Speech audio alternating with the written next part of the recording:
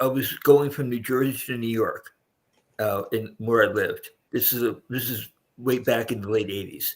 So it was a close friend of mine in those days. She was both she and her mother were abductees and UFO investigators. That's basically what they did when outside their day jobs.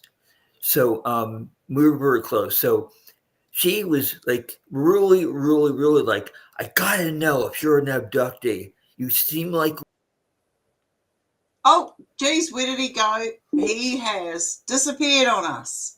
And he is coming back what in. happened. Don't know, What you happened there? disappeared. You did. What Go happened ahead. there? It wasn't me. What happened on your end? What happened there? But you disappeared and then you came back in again. Because it said, "Oops, you're disconnected." I didn't know what was going on. No, we're still here, mate. It was you. Did you hear anything I said? You portaled somewhere else. What did you last hear? That I don't know what you heard. you just start again. Just start again. All Go. right. Okay. Okay. So, regarding the basic question of abductee, that kind of thing, I was just giving you a specific reference point for understanding who I am with that. A while back, when I was in the process of moving from New Jersey to New York, but the late '80s, there was a close friend of mine who she was an abductee and a UFO investigator, and she and her mother both did that when they weren't on their day jobs. And she was rather determined. She was like, "You seem like an abductee. You know about what we're up to, what we do, what happens to us, but are you or aren't you?" So there was a fellow that I'm sure you're familiar with from way back named David Jacobs. Yeah. So she hooked me up to talk to him on the phone. He at the time, I don't know if he still is, but he was with the University of Pennsylvania at the time when we were talking. So we're talking, I think somewhere around 88, 89, around that time.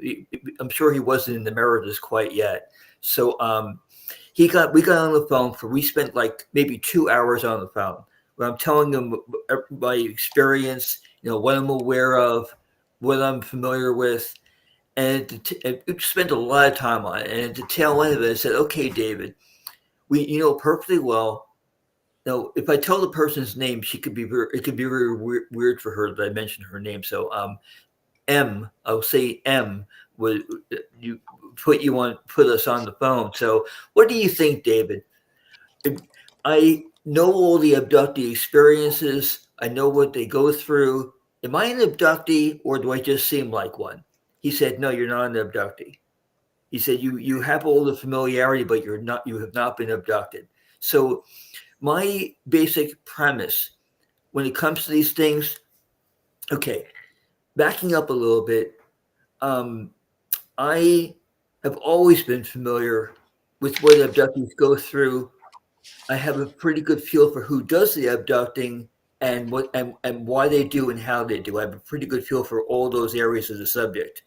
So I now, if I don't give this part, it can sound too weird. So once upon a time, I'm 8.5 years old, and we were moving between towns in New Jersey. In my parents' car, we were moving to the next town, and I I was basically functionally mentally retarded uh, boy, and I my the soul that was in my body left.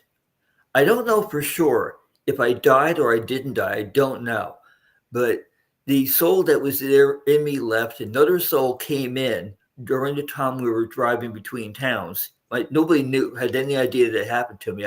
Whether I died, whether I was just in the position of changing souls, I don't really know. It, the soul that came in, what the soul that came replacing the other soul, was functionally intact, but had a lot of illnesses. I basically lost most of my sight when the new soul came in, which my sight had been intact. Lost a lot of that. I became very illness prone.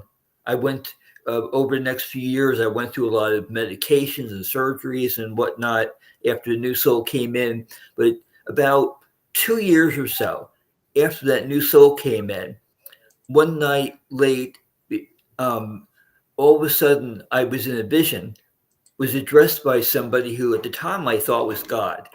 A lot of people who I've told this story to have said, no, no, no, I think it was a higher being. I don't think it was God. I'm like, okay, you could be right. I don't know for sure. The entity never addressed itself, who it was. And at that age, I had no premise of how to ask for an identity. It's not something I understood at the time. So at the time, I was given basically a download of who I am. So at that time, I was given a very full understanding of the universe and shown what was in it, shown what the energetic powers are. I was shown what mysticism is all about, what electromagnetic aspects are all about, who is out there in the, I guess Stone is gone.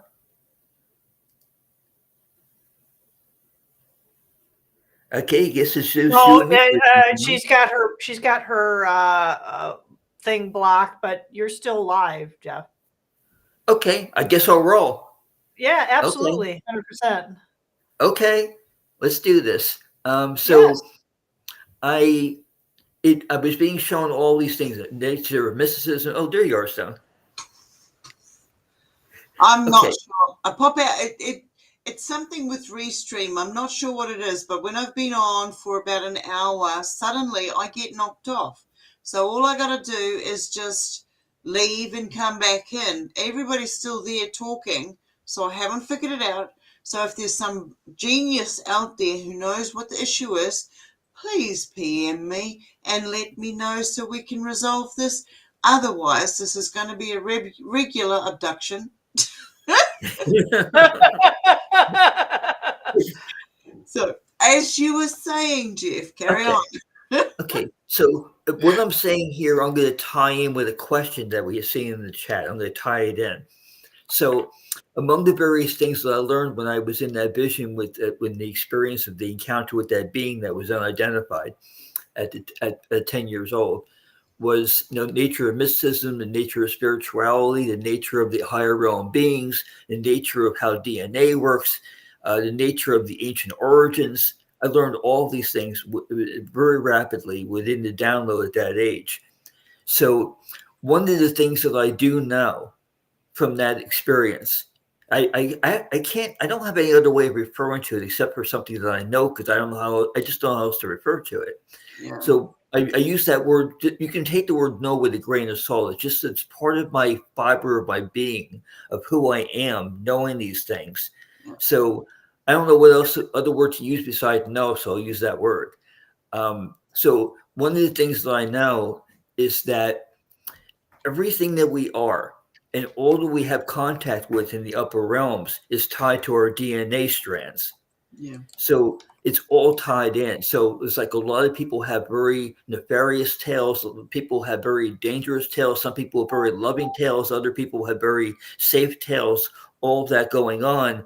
But it's all tied to which race of beings out there, in which constellation, in which galaxy they're tied to.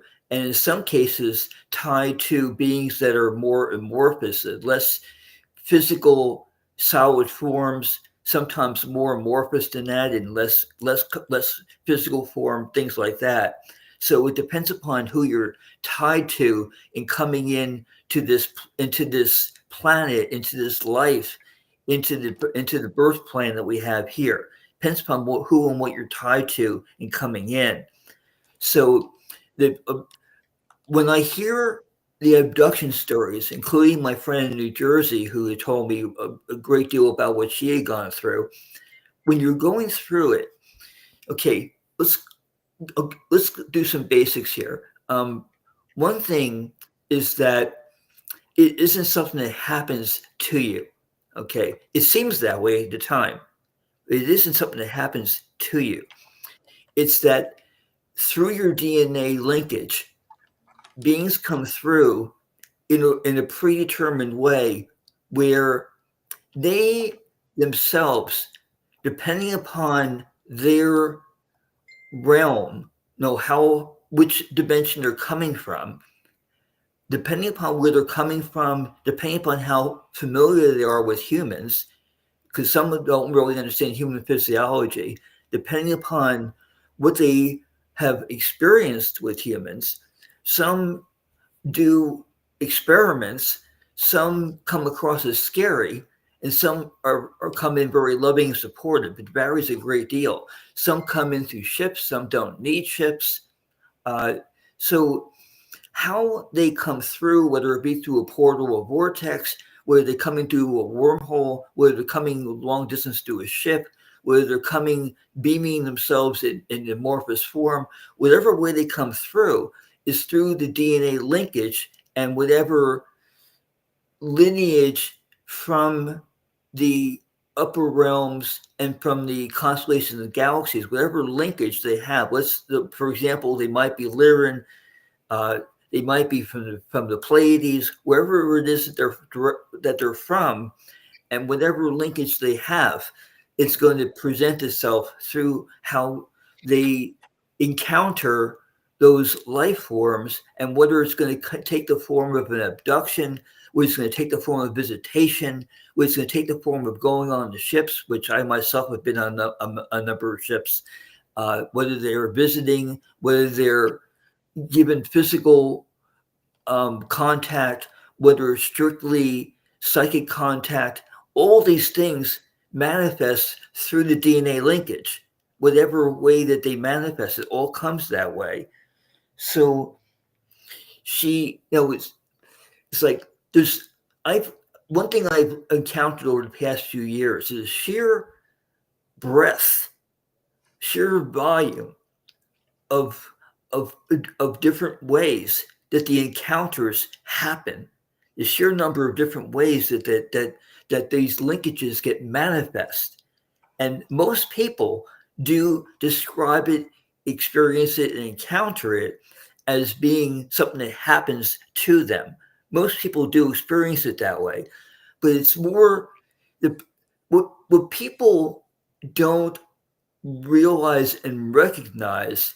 And so I find that when the subject matter comes up, that I bring this up as a recognition for them, is that they are not given the wherewithal to recognize that they can make changes, that they, for one thing, that they do not have to be in fear of the beings that come through.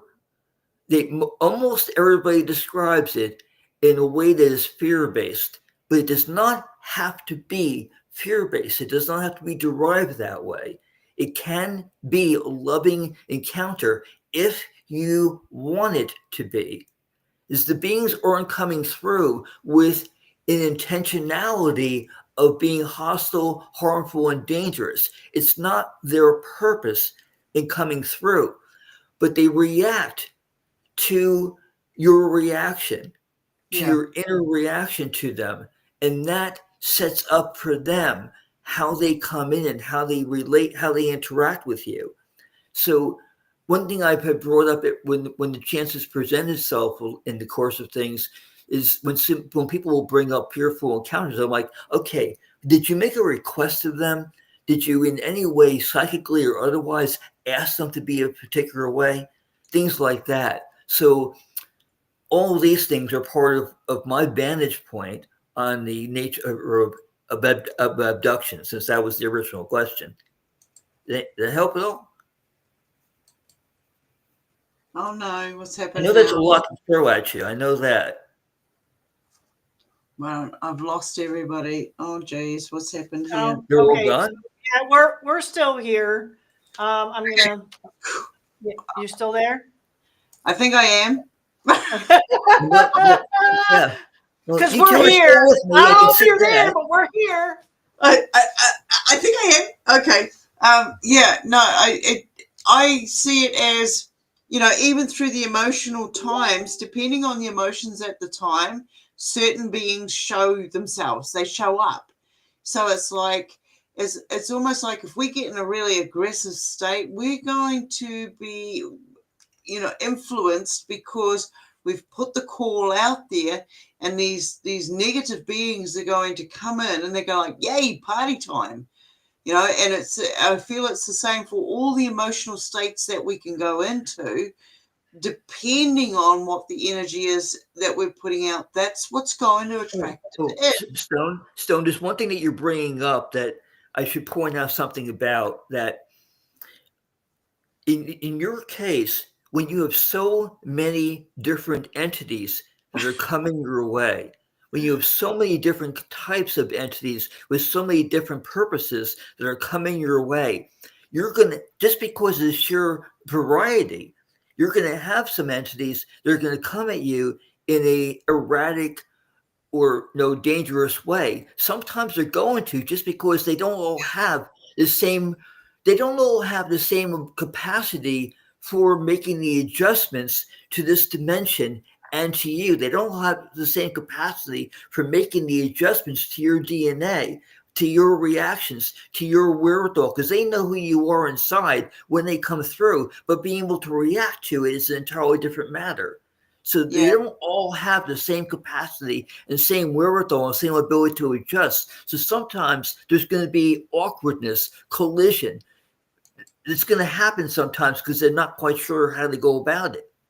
Yeah, absolutely. Okay, we've got a question for you, Jeff, from Cosmic Voice. Since you have 3 or 4 names, mate.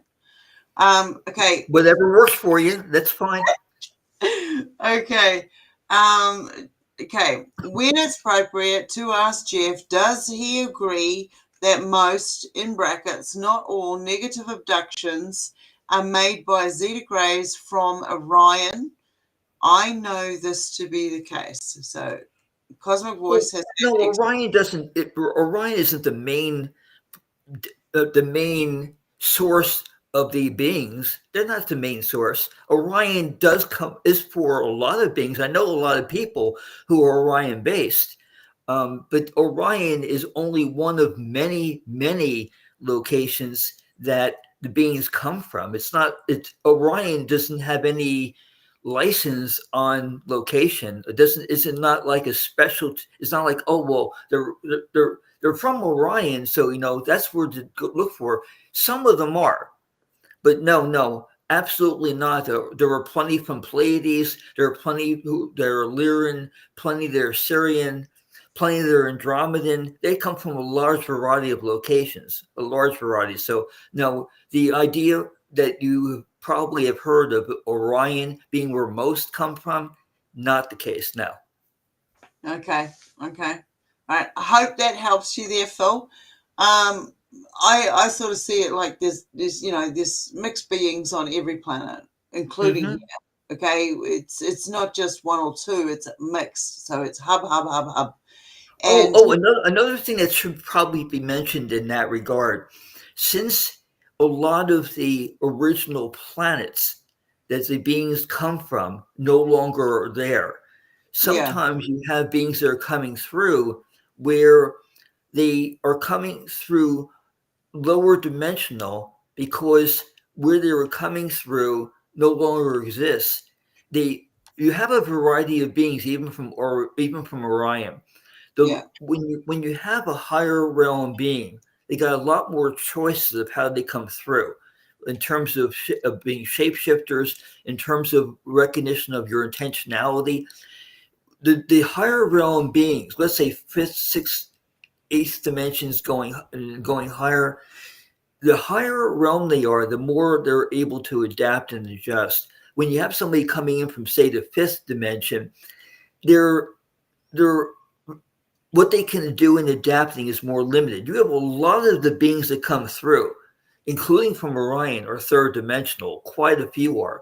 It seems like there's a popular wisdom that if they've been around for a really long time, that they can't be 3rd dimensional, and that is not true at all. Yeah. There are a lot of beings that have been around for millennia that are 3rd dimensional, and a lot of those come in with seemingly human agendas because they've never known anything else. They've never been above the 3rd dimension. They don't know how to go above the 3rd dimension.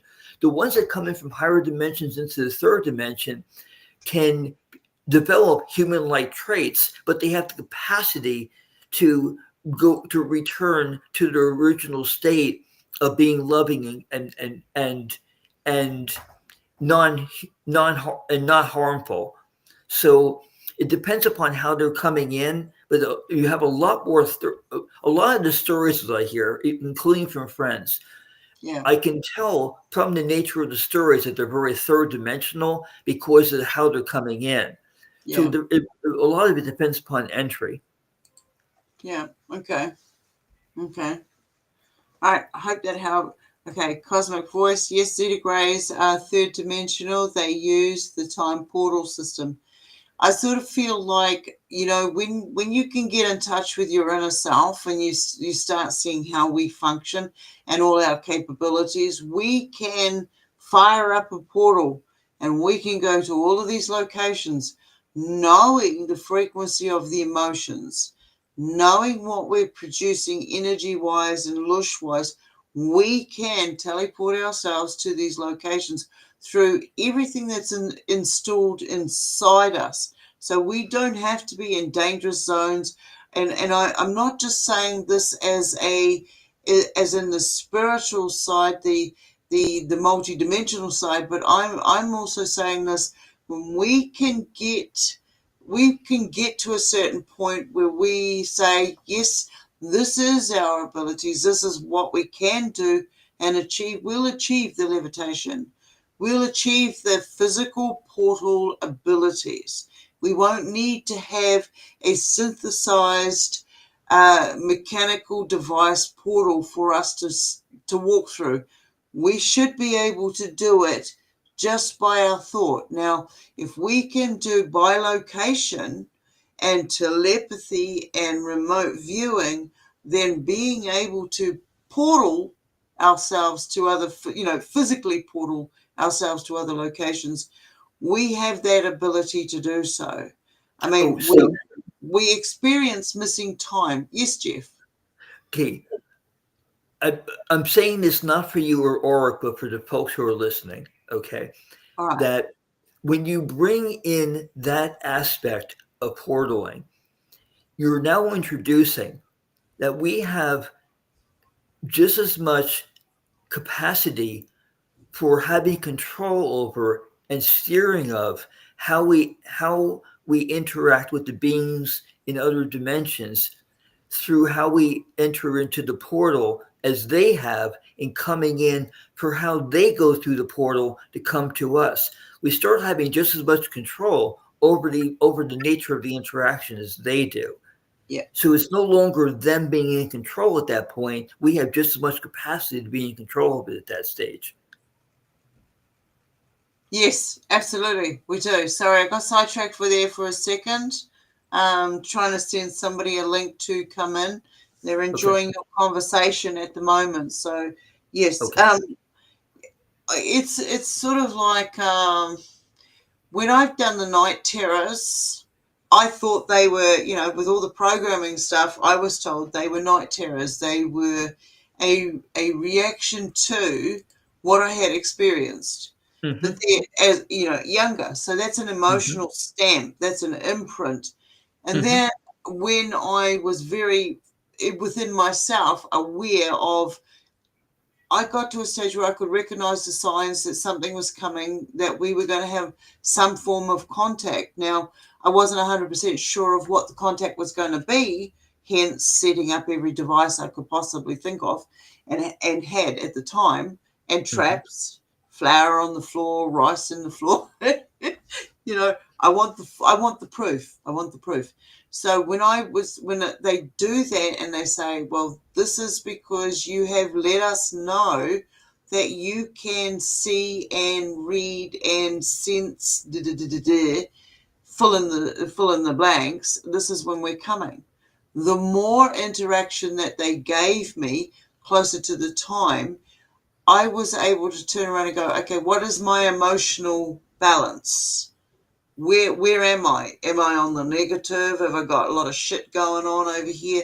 Or am I on the positive where nothing's going to touch me?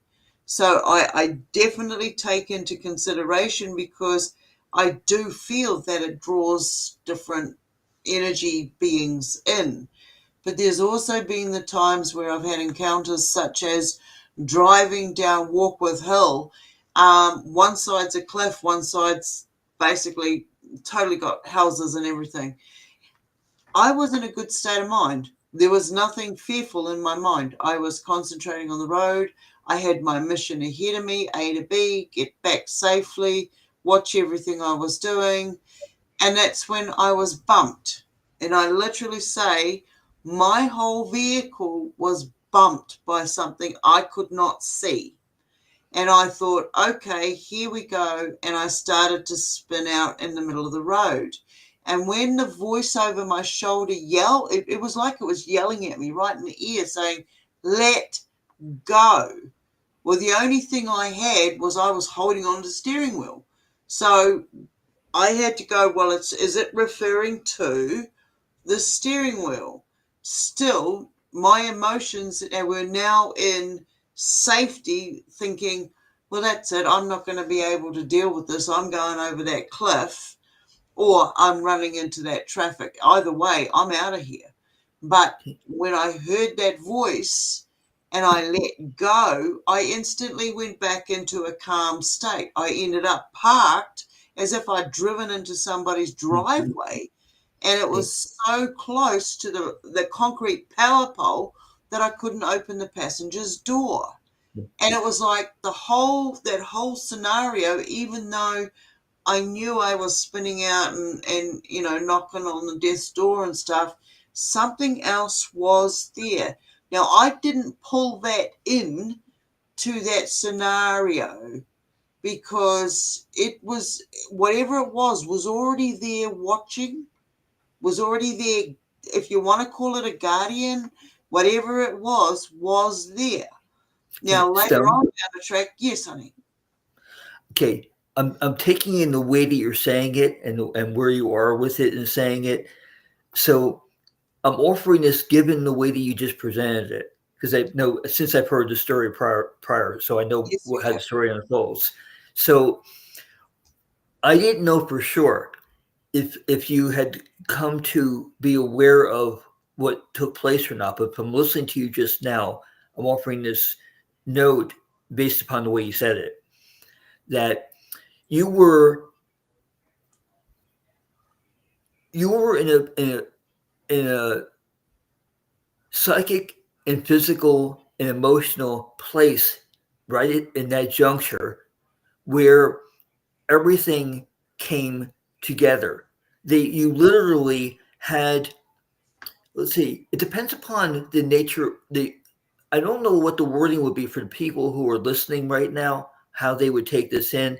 So I'm going to use the most common reference just because I don't know what their reference might be. Okay, we do go about it that way. The angels were in your ear at that moment, and there was like direct contact with them in that moment through being in a juncture where you had direct proximity to them that they created. They created a safety net more or less for you to provide you with safety in that moment. That you were literally in a juncture where you had direct proximity, but you didn't have the wherewithal to be aware of it because you right then you were in a flight or fight mode, in basic survival mode, so that you couldn't really take in what was going on. But it was kind of like, we got you. Yeah. It was kind of like that, like, we got you. They literally were intersected with our dimension through their portal. They literally intersected with you to more or less hold you in that moment, to pull you through. So I remember the moment, and I remember it in detail. Yeah. So at the time, I didn't have any chance to bring this up with you.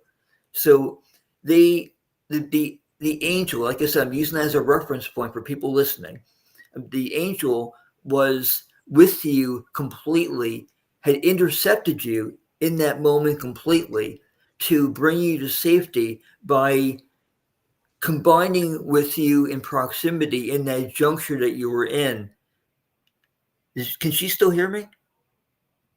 Yes, I just got to do a pit stop. I'm still can hear you in the distance, but nature calls. Okay, I just had to be sure of that. I don't know these Great, things. Jeff. Okay, so that's the basic nature of it, that there was never any moment in there where Stone was unprotected, where she was unsafe. It felt that way, seemed that way. Everything about the moment came across that way. But the reason why that voice came in her ear is because she was protected and they were letting her know that she was protected. See, the capacity of as I said, the reference point that I'm using, the angel in her ear to let her know that she was taken care of. There's other words I can use for that, but I don't know if those words are going to translate here. So it's essentially what was going on in that moment, Right, because a but lot of being people taken have care of and not negative, knowing. a lot of people do have negative connotations as far as like angels, etc. And it depends. Again, I think you made a really good point earlier about how it depends on your experience. I think a few times that you had said, um, Mm-hmm.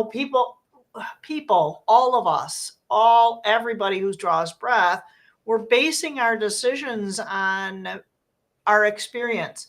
And since our experiences are unique to each of us, we can have these biases that can facilitate our perception of what goes on around us. And that includes other people's experiences. And even if it's something that's similar, it's still not your experience. It's still something very, very different to you. Mm-hmm. It's Mm-hmm. it's something that you're here. It's something that I heard earlier this week, and it was about what each and every one of us are here to do, Mm-hmm. irrespective of your perception, is Mm-hmm. to give feedback to source.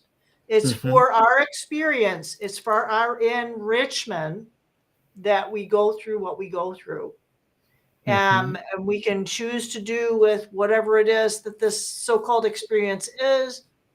But ultimately, we are feeding the information back to source, back to the Mm-hmm. original Mm-hmm. love concept. And I know Stone and I have had some conversations about that word. I know for her it's kind of a 4-letter word, so we'll just kind of leave that alone. But you know what I mean. There's this concept of safety and security and being appreciated and gratitude. You can have all that. I mean, you can just feel it. I don't know if you can. I can feel that it just kind of wells up when you have those kind of words expressed to you. But if you have one thing that is programmed into you, like Stone and I have talked about, that 4-letter word that begins with L does Okay. not facilitate the same feeling. Mm-hmm. For me, it has a completely different connotation.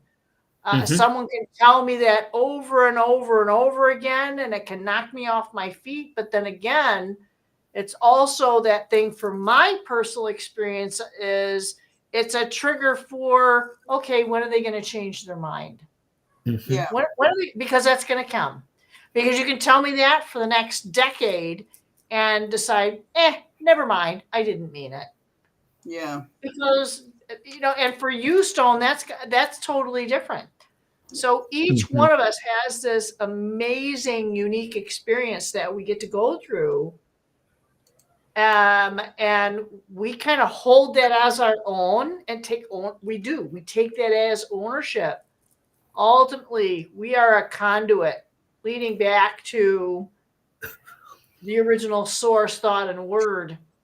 I Mm-hmm. have this image of the source being like a ball. Do you ever go to like the cheapo Yeah. dollar stores, and they have those things? It's like a squishy thing and you can squeeze it, and it has all these things like poking out of it. I wish I had one. I don't do dollar stores, so I go to like local, markets and whatnot. But do you know what I'm talking about, Jeff? That I'm talking about where they have like the little squishy things. It can come in different animals. It can come in different things.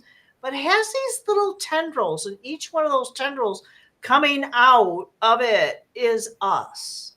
We are an Yes. extension of that source, of that center. And we're here to be stretched and pulled and entwined and enmeshed in this experience. It all feeds back. And when we're done with this, it's going to be an integration and a choice for us to repurpose that information that we got. Now, Jeff's decided to kind of like. Yeah, he just. Here it is. Yep. I was waiting for it to come back. The screen told me it was reconnecting it. I guess for some reason it took a while to do that. Oh, I hit it as soon as I heard you in the meantime. But I mean, that kind of makes sense though, right? It's such a unique and wonderful thing that we all get to go through. Mm-hmm. Kind of doesn't feel that way sometimes. I'll put my hand up to that one. Yeah. Because I say, F it, go get your own experience. Don't be using me for this madness, because I'm over it. But again, when you come through it and you're standing on it, and Stone, Jeff, all of us can say this, is that once we're through it, it's like, ain't gonna do that again. But it was good as part of who we are and integrated it into us. It's not good and bad moral judgment. It's something that is. It's something that just is. I don't know. Does that make sense? Let me offer you this thought and what you just said so that you can hear where I am. When you're on the precipice, a lot of what you described is when you're on the precipice. And when you're on that precipice, and a strong advantage that I have is that I never have a feeling of being unprotected. I never do. I'm always aware at all times that I am protected. I always know that I am. So if I'm on the precipice or I'm in the void or anything else, there's no part of me that is in fear. Yeah. I do not have any experience on the precipice or in the void of being in fear. I never do.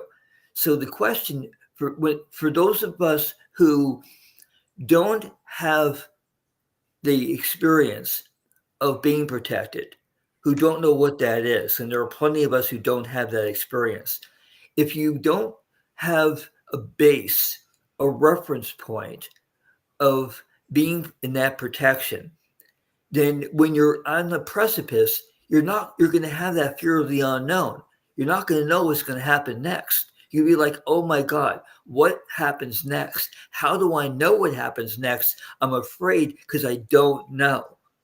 So I do totally get that folks who don't have that ongoing feeling of protection are going to be, when they're on that precipice, there's going to be a panic. There's going to be an extreme uncertainty, a lack of wherewithal of like, oh my God, should I allow this to happen when I don't know what is going to happen next? And that's a very fearful place to be. Yeah. Yeah. Okay. But isn't that a test of faith? Yeah.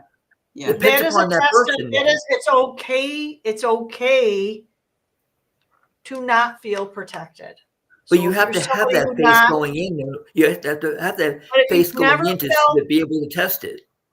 But See, if you've never felt unprotected, because I have been in that place, I Okay. have felt everything drawn away from me. Everything. I'm Mhm. talking about everything. I'm talking faith and everything in 3D. You can imagine. Mhm. All your belief systems, everything gone, abolished, probably within the first half came in 2014. 4 years later, boom, gone. Same thing, but in a different aspect. It was a spiritual level, and all of everything that you ever had as a foundation that made you feel safe was gone. Yeah. How did you identify yourself, Laura? How did you when you got stripped of it? How did you identify yourself? You don't. You have to reinvent yourself. Yeah. That's what happens when you have everything stripped from you, whether it's something, whether it's money, people, any kind of support system that you can think of, Yeah. whether it's spiritual, like a faith.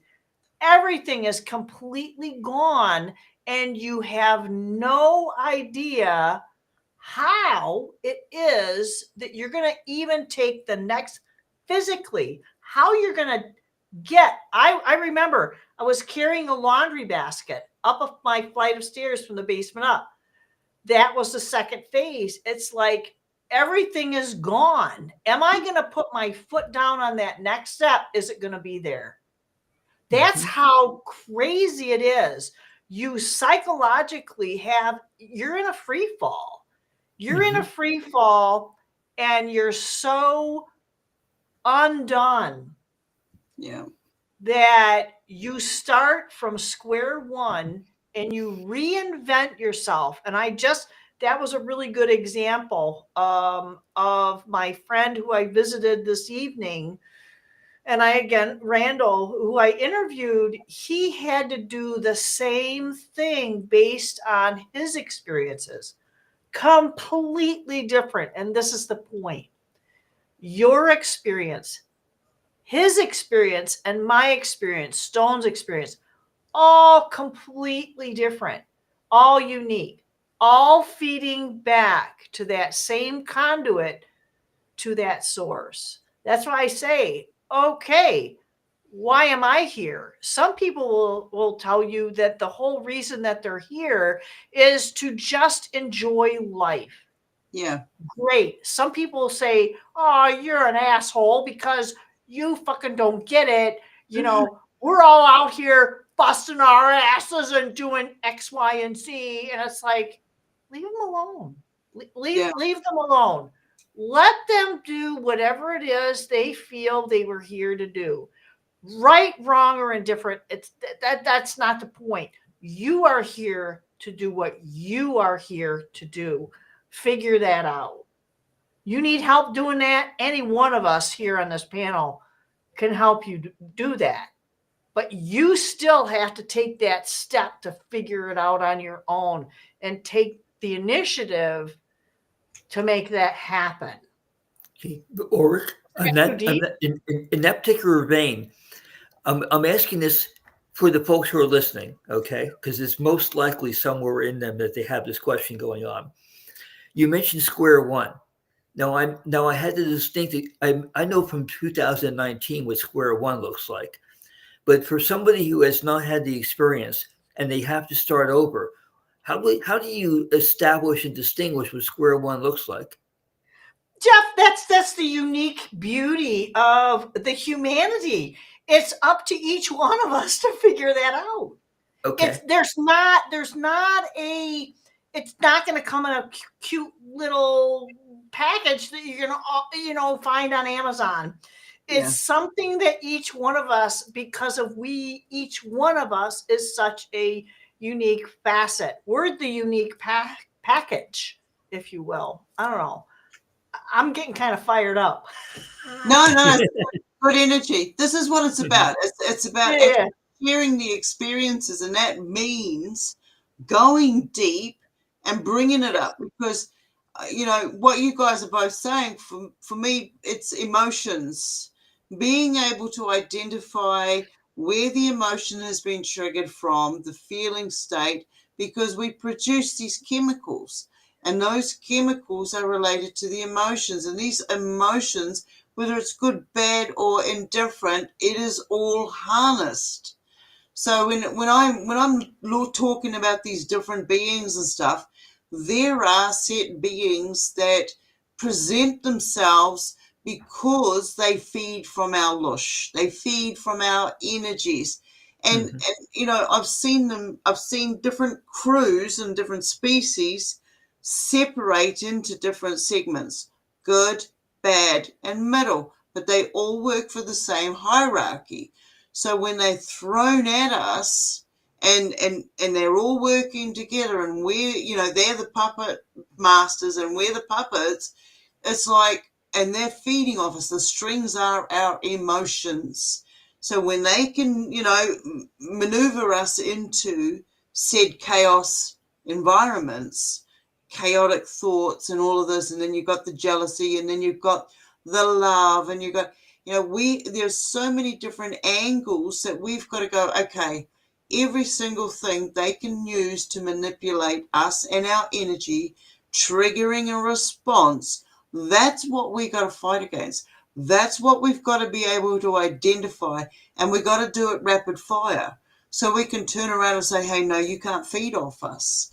And at the moment, from what I'm personally picking up and seeing and experiencing these last 2 months, woohoo, it is they are using others like ourselves out there. They're injecting themselves, the energies, the chaotic states, and these people are very willing participants.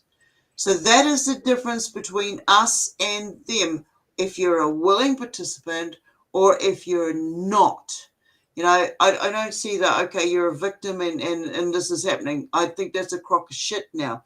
You're either in or you're either out. You know what's going on.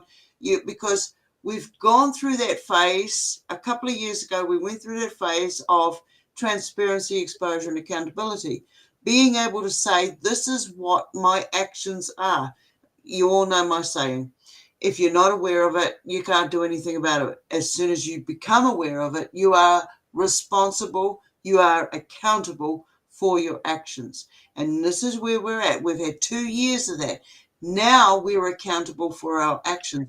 Those that do not stand up and are accountable for their actions will be turned to dust, because this doesn't work for us anymore here. We can see how valuable this planet is to us. We don't got it. We ain't here no more. We have to go and do all of this shit somewhere else on another planet. This is my Eden, and I want to be here in this absolute beautiful thing. Now, on the code of that, the only way out is reverse psychology. So I want to be here more than anything. I want to be here the day that they all arrive and say, hey, the veil is no longer. The veil has gone. I believe you asked me in the past, Ulrich, about the veil. And to me, it was, a long time ago, the program told me there was a veil. There was 7, 12, whatever. And they were really thick and we couldn't see it. The more that there was, the darker it became. But then I started to ask myself, what is the veil? What is the veil? And the veil became a perception. The perception of other people's limited stuck states. Now, why am I in that stuck state? Because I fell for the programming and I followed it. When I went and did the psychology papers and stuff, and I went through it, it was one person said to me, just write the answers that they are asking you the questions for, and you will pass any exam. Don't go and look for anything else outside of it, right? So I flew through the exam, and when I got the results, my programming had told me you failed. So in my head, even though the numbers were in black and white, the programming was fail. And then later on down the track, somebody asked me for my CV and I sent it in, and then boom, something happened. I snapped, and it was like, oh my God, I read the numbers, the final grade back to front. I actually passed. And it was like, wow, that was a veil. That was a programmed veil so that I could not see what was right in front of me in black and white. And when I saw that, it wasn't just the numbers, the grade, the pass I was seeing. It was the manipulation that held me in that stuck state. It was no longer, it could no longer hold me in that stuck state. And what I'm seeing right now is there are a lot of people coming out and they're being used to manipulate whatever circumstances they can. And this is where I want to do a full show at some stage with anybody who wants to come on in regards to Project Oblivion. All right. I think it's a crock of shit, being out there and blunt. It's another one of these excuses that people have come up, like historic traits and all of this. There's a new name for psychological reasons. And that's not saying that we're not being targeted by individual people, individual groups, organizations. This all goes on, 100%. It goes on. But it also does not allow for, I mean, if someone says you don't agree, because you don't agree with Project Oblivion, therefore you are a psyop. Oh, go fucking, excuse my French. It's like we are tired of these new forms of spellcasting that tryhards are really trying hard to put out there and stop us and block us and put us back into limited stuck states.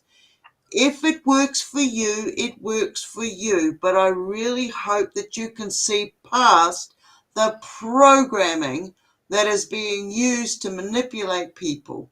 You know, there are a type of people that they work in a form of narcissistic traits. And these narcissistic traits don't want to be wrong, will always want the limelight, will always find a way to be right, no matter what. The love bombs and everything else they throw out there. We're over it, guys. If you're going to do it, you're going to get blown out of the water. We just cannot sit by anymore and allow this shit when we see it to take place. One of my biggest fights in this lifetime, in this incarnation, is to stay in the truth, the authentic truth of the experience. That doesn't mean that I'm not going to realize something new about these experiences and encounters along the way.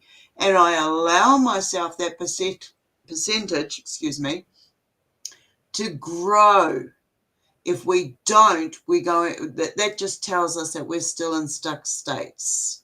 Right. All right. We allow ourselves to grow. We allow ourselves to make that mistake. We allow ourselves to say, hey, sorry, mate, I was wrong. But that's my growth. So thank you for the role you played in it, because with your participation has helped me see another level of it. Instead of saying, okay, well, I know that person can only deal with this is where they're at. I'm going to manipulate that. That is disgusting to me. And in the recent couple of months, there have been a lot of people, a lot of beings that once upon a time I would have turned around and called a friend. And after seeing the way the manipulation and stuff has gone on, and I'm seeing that this happens to everyone. It is so prominent. And I'm like, is this just me? Is this just me? Yeah. Am I the only one seeing this? But then what has shown itself is others are cluing up to it. So when you're going to turn around, hey, Arizona, welcome to the group, mate. So if you're going to turn around and throw these new terminologies out there and stuff and go to AI and dig up all that material and not go inside yourself and use factual evidence, then I'm sorry, I cannot listen to a single thing you say, because you're no longer in the capacity of yourself, your true self. Something else is manipulating you. Yes, Jeff, jump in. Okay. Sorry, I went on a tangent. But no, that's okay. I'm just addressing for our listeners the nature of what you just said. Now,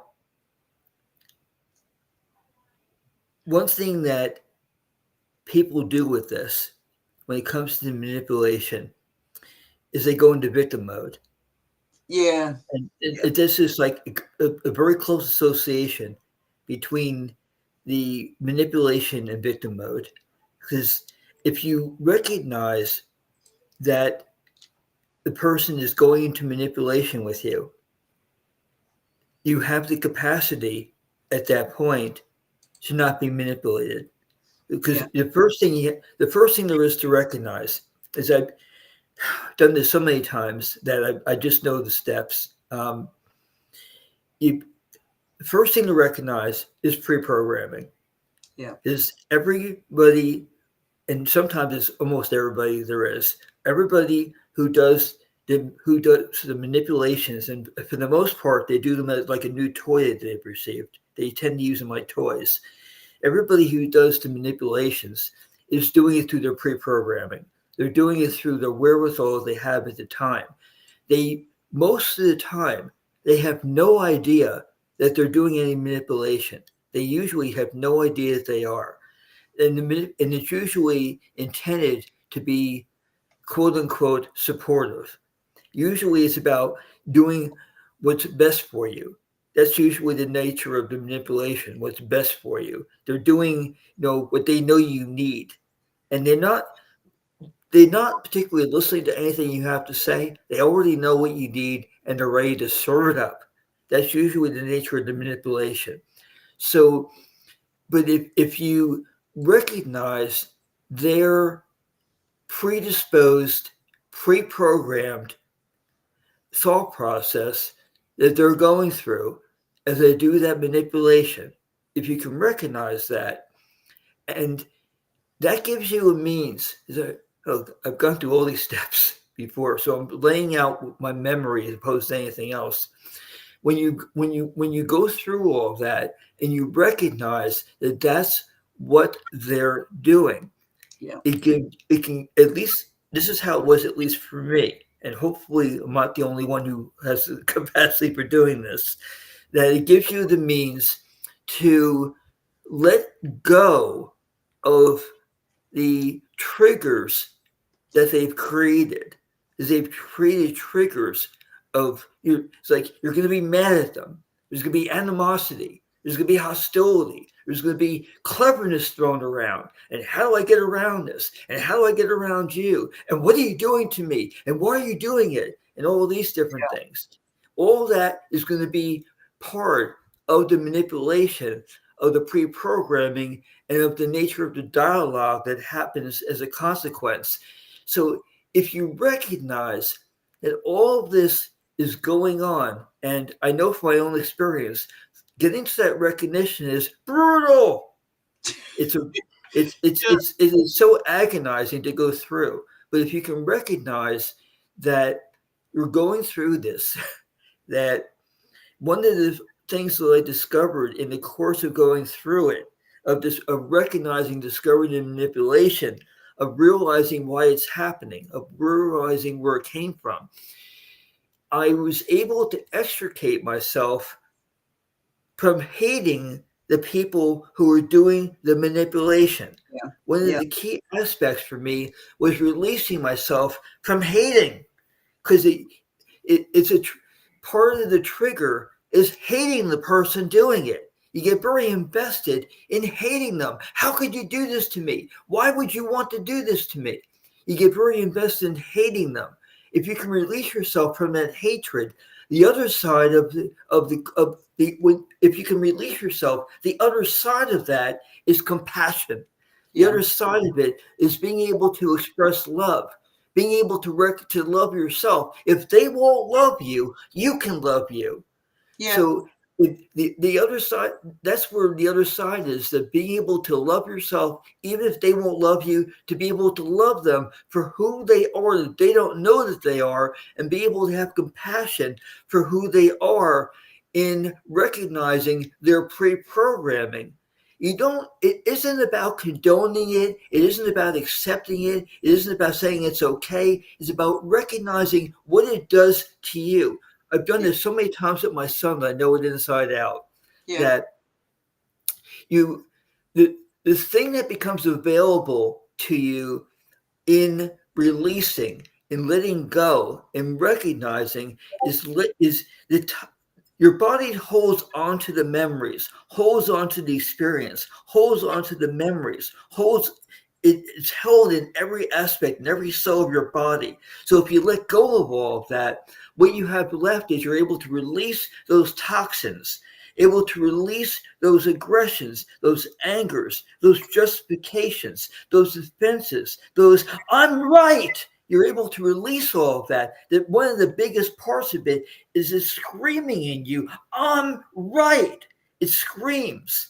And if you can release that screaming, I'm right, it allows you to be able to have compassion, to be able to let go for yourself, to be able to have that release, to be able to start to be at ease with yourself, to be able to let go of that stress, that anger, that rage. And I found that when you let go of that, nobody can hurt you. Yeah. You've let go of that. Nobody can trigger you into getting mad at them. They can't, because you reach a deep level where you recognize the trigger's happening. There you are, trigger. I'm not letting you in. I'm not letting you hurt me. I'm not letting you hit me. I'm not letting you bring rage out of me. I'm not going to let you do it. So it's like all those phrases are brutal, because when you're going through them, it's like you're in this kind of like you're in an earthquake. You don't know quite what's going on, how to get through it, how to get out of it. It's like, oh my God. It's like panic mode going for a really long time. As you're like, what the hell do I do with this? Oh my God. It becomes victimhood for a really long slide along the way before you finally come out of it and say, oh my God, I don't have to be a victim of this. I can steer myself. I can let go. Oh my God. But until you reach that point, you have no freaking idea that's possible. Yeah. So I've been through every step of that, taught my son a great deal of it. And until you do it, you don't know the damn thing exists, that it's even possible to do. Yeah. Yeah. And I like what you said. It's like absolutely 100%. When you get to a certain point where they can't touch you anymore. They can't, that you might feel a little twinge every now and then, but they can't touch you the way they used to. They have no power left. So knowing that and being aware of that and knowing the programs and how all of that work, nothing is going to be able to keep us in a stuck state anymore. We're going to, whatever they throw at us, we're going to find a way through it. And we do. And it doesn't matter how many flagpoles they put in front of us. We will still be able to get through it or around it or whatever.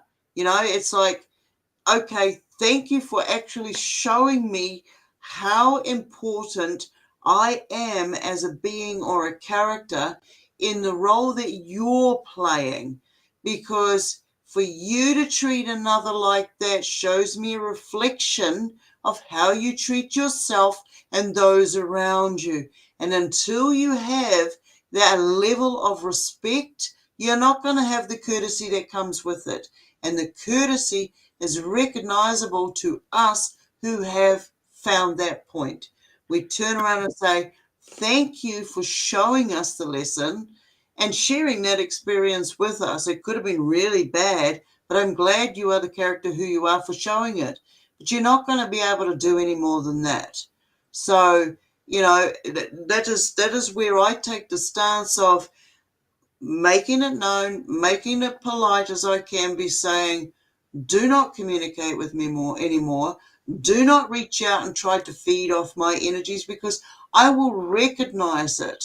And I will only say it, I'll only be polite and courteous to a certain point, and then I become hellfire. So it's like, step into your own authority. Trust in what's in here. If it doesn't align with you, then examine it and work out why it doesn't align with you. These could be influences from anybody around you, past aggressions against you, or any of this. But when you step into what is valuable to you, and it is you, every single one of us is valued. This is an experience that we're all sharing. We're all here incarnated in these vessels.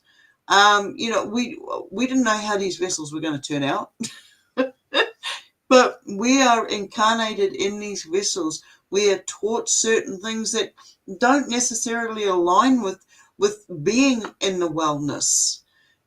But once we start taking control of our own lives and we say, oh, well, I'm going to choose to eat that. I mean, when we're growing up, one of the programs we get is what I call the sugar candy house. Our parents, our caregivers, whoever it is that is raising us, will feed us whatever because of their knowledge, their learning states and stuff, their limitations. As soon as we leave home, it's like, wow, now I'm free. I can go and pig out on that. I can enjoy that over there. And we indulge, we overindulge. You know, that's our teenage days. We've left home and we start getting speeding tickets and we hit the wrong chemicals because we're trying to find ourselves. We're trying to find what works with us. Because it was prevented from us and we were told we couldn't have it, we are attracted to it. We are addicted beings. One of the things that you said, though, that is really kind of key is that this is something I heard many, many years ago about what we're all seeking. Because we're all seeking, we say we're seeking the truth, we're seeking this, we're seeking that. Ultimately, we're seeking God. Okay, we're looking for ourselves. We're looking to seek and feel comfortable. And I don't know if that's necessarily a good thing, because, having a little bit of, sand in the oyster creates the pearl. And ultimately, that's kind of where we're at, maybe some of us, because we avoid being irritated, agitated.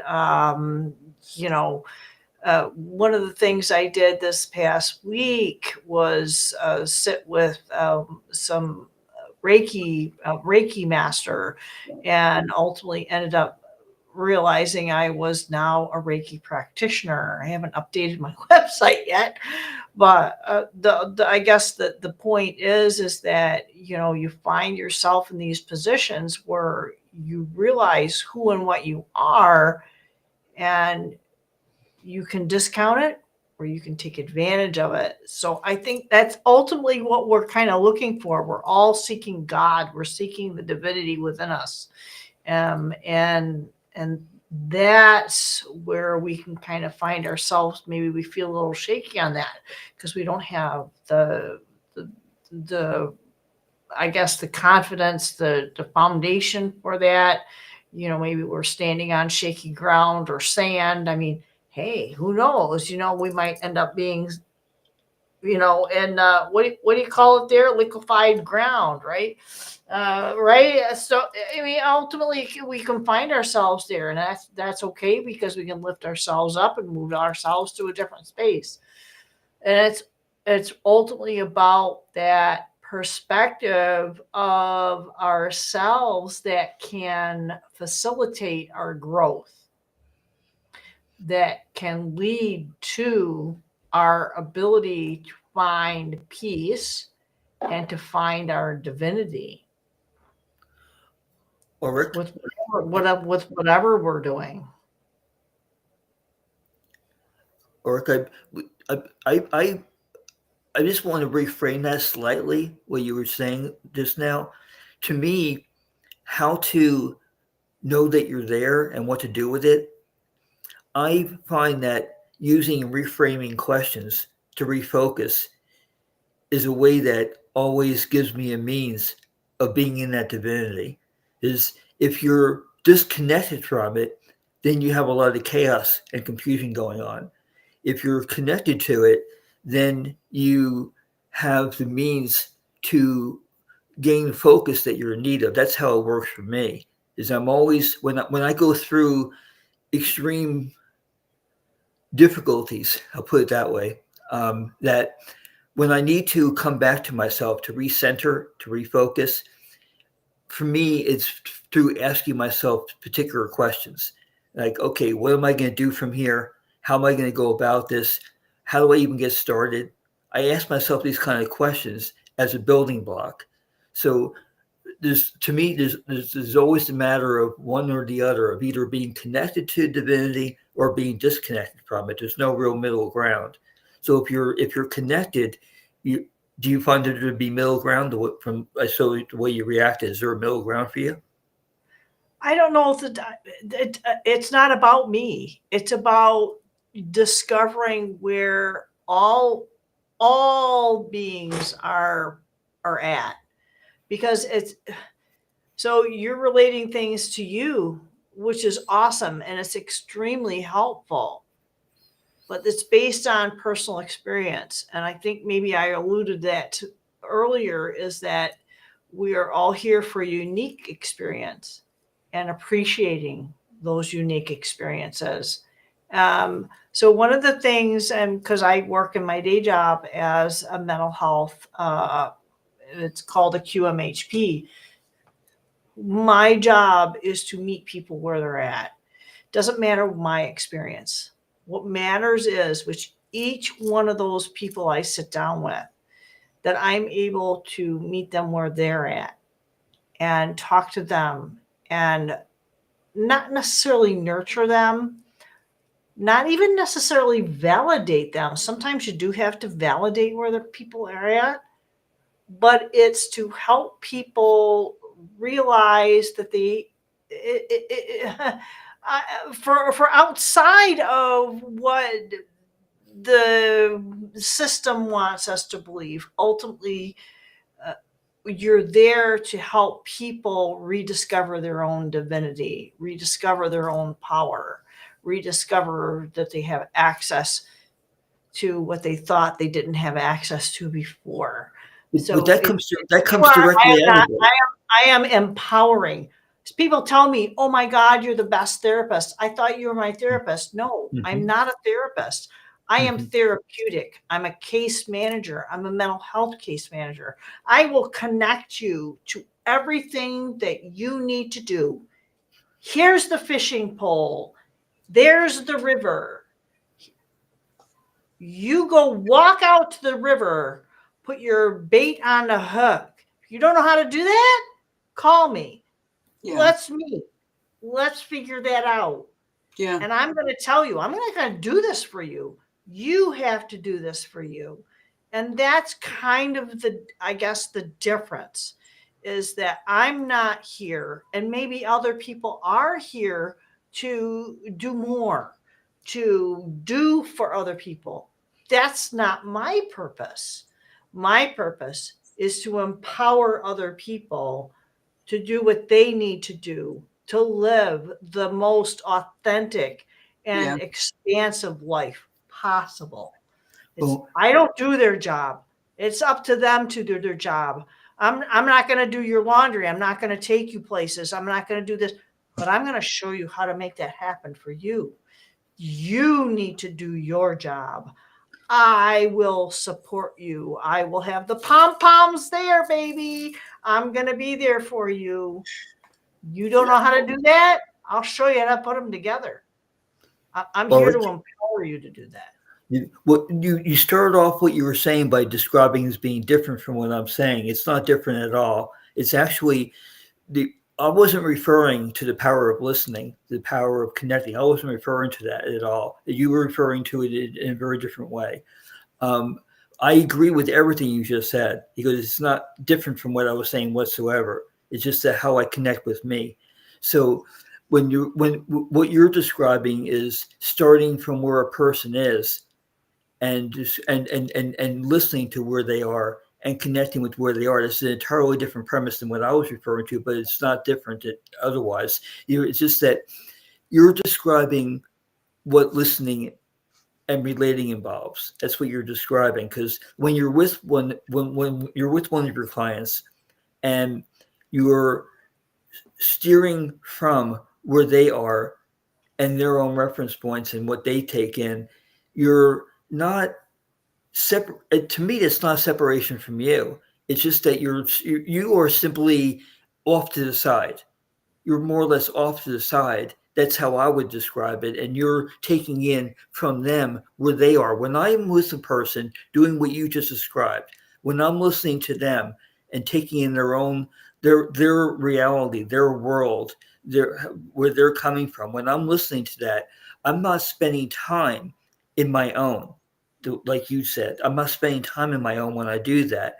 I'm taking in where they are to get a sense of where of how to even assist them in knowing where they even are. Because for the most part, when a person is laying that out to you, they don't know where they are. They really have no idea. So what they need is to get a sense of where they even are now, what is even available to them, of how to even take a next step from there. Because first they have to even know where there is. So to me, what you're doing in establishing reality from their vantage point is giving them a sense of, okay, here's where we are now, here's where now is, and here's where we can go from now as a next step. So it's simply a different mechanism being involved. I was describing how I find me, and what you're describing is how you help that other person find them.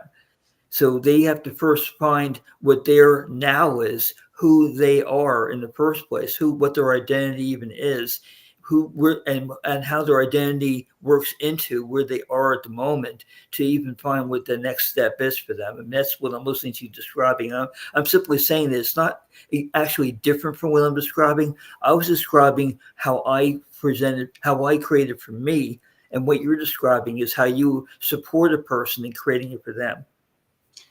If I may, it's like what Phil was saying. We've all got our individual experiences, and we know what we've come through. We've been hit with some massive shit, all of us individually, different sorts, different styles, and they're like, once we're able to work our way through that, then we turn around and say, well, I want to help someone else so that they don't have to go through the struggles mentally, physically, spatially that I have. So it's, I do these groups so that we come in and we go, okay, it's sort of like, it's good that there are differences between us so that we can find the commonalities through the experiences. And once we find these commonalities, then we've already eliminated a major player. We can then go, okay, now this is how the symptoms show themselves. This is what we've learned from it, because at the end of the day, we're all looking for the same. We want to be appreciated. We want to know who we are. We can come up with every single question. It doesn't matter what you do out there, whether you're guilty of something or not, you're always going to find the answer to be right. Even when you know you're wrong, you're going to find that answer. Now, I want to just backtrack a little bit. There was something that you were saying earlier on, Jeff, and I can't even quote it now, but it comes down to one's responsibility for their actions, the knowing of their actions.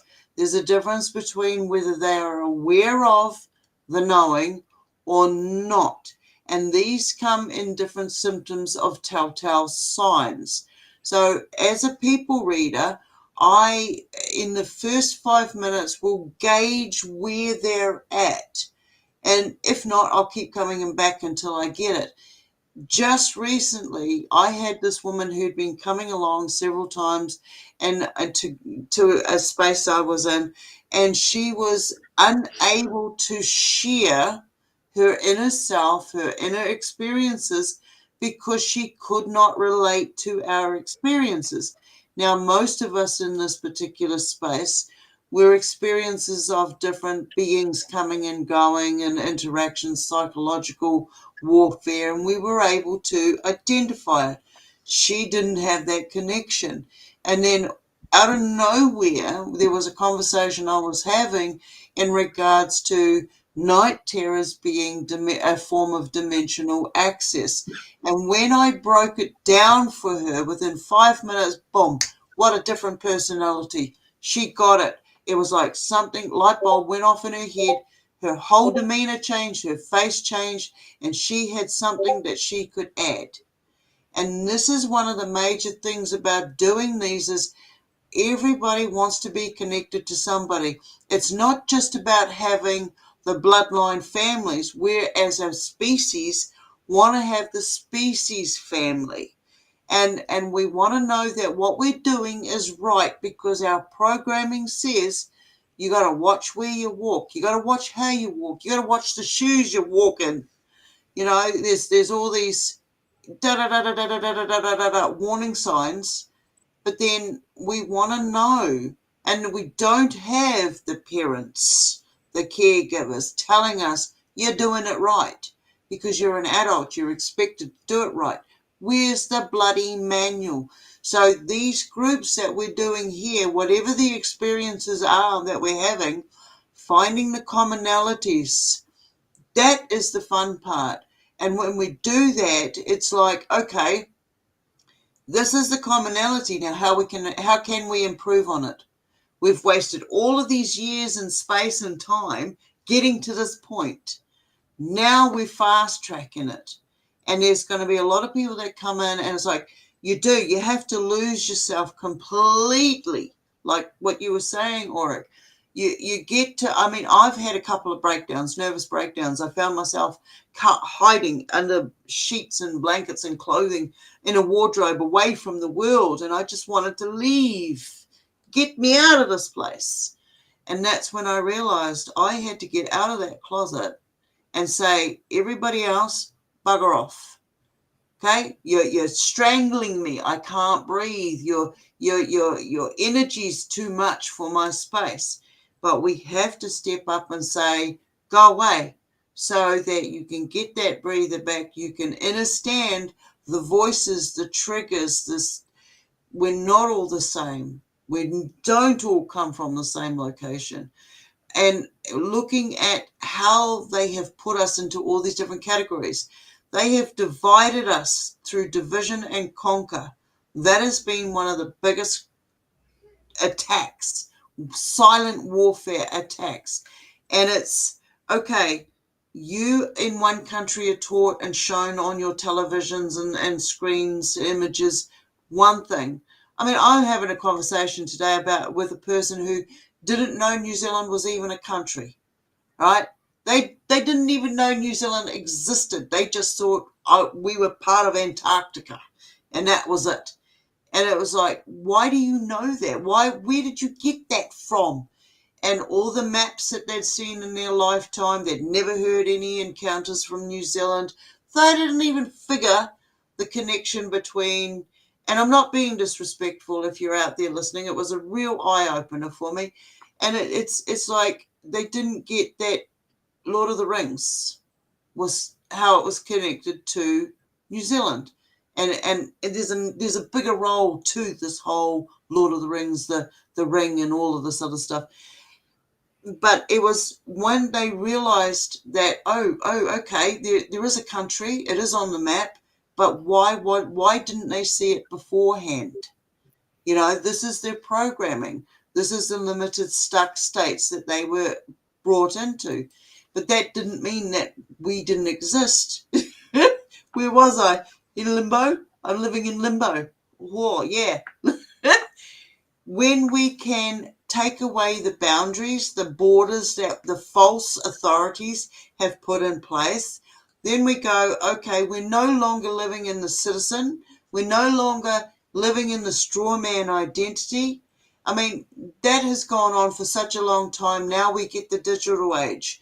We were now getting a new digital ID, digital personality characteristics, all that information that they're gathering about this digital ID.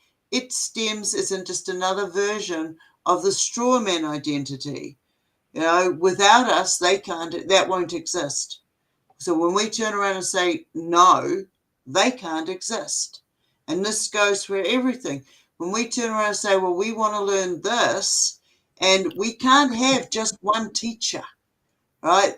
Nature is our teacher. You go out there, you have your interaction with a tree, a plant, an insect, you come back and share it, because your makeup is totally different to the next person. What I can eat today, you might not be able to touch with a 10-foot pole, and by doing that, we can turn around and work out. The biggest experiment is psychological. The next comes down to, how do humans know what to eat is safe and what isn't, whether or not they die, whether or not it is short-term, long-term exposure to it. And now we're in a computer age, a digital age, where we can turn around and say, that doesn't work. That is manipulation, whether it is of the mind, the physical, or spiritual, whatever you want to call it. And this is, doing these round tables and groups that we do, I love it because we don't have to disagree with each other. I agree to disagree because that is where the experience comes from. This is where the freedom of expression to be able to say, this is the findings from what I've lived through, and how does that work for you? We can take away the whole victim mentality. If you're still stuck in the victim mentality, there is hope. There are ways out of it. And it's about stepping into yourself and finding what your self-worth is. Your value is important. Our value is what runs these governments. They know what is behind us, what we're capable of doing. That, to me, is the real disclosure. They don't want us knowing our capabilities, so they create all these different forms of division so that we can't have that face-to-face conversation, and all of this. It's absolutely diabolical what they're able to do. But if they're out there doing it, then and they're doing it to us, we can learn and turn it around. Okay, So, Stone, I just need to let you know that I'm going to, for maybe a minute or so, I'm going to need to be away from the camera because my text told me there may be something at my door that I need to know about. So I'll be right back. absolutely, you're welcome. All right, jump in there, girl. Hopefully it's not a cryptid. Okay, just throwing that out. Yeah, I did a prediction the other day, and some of our roomies know.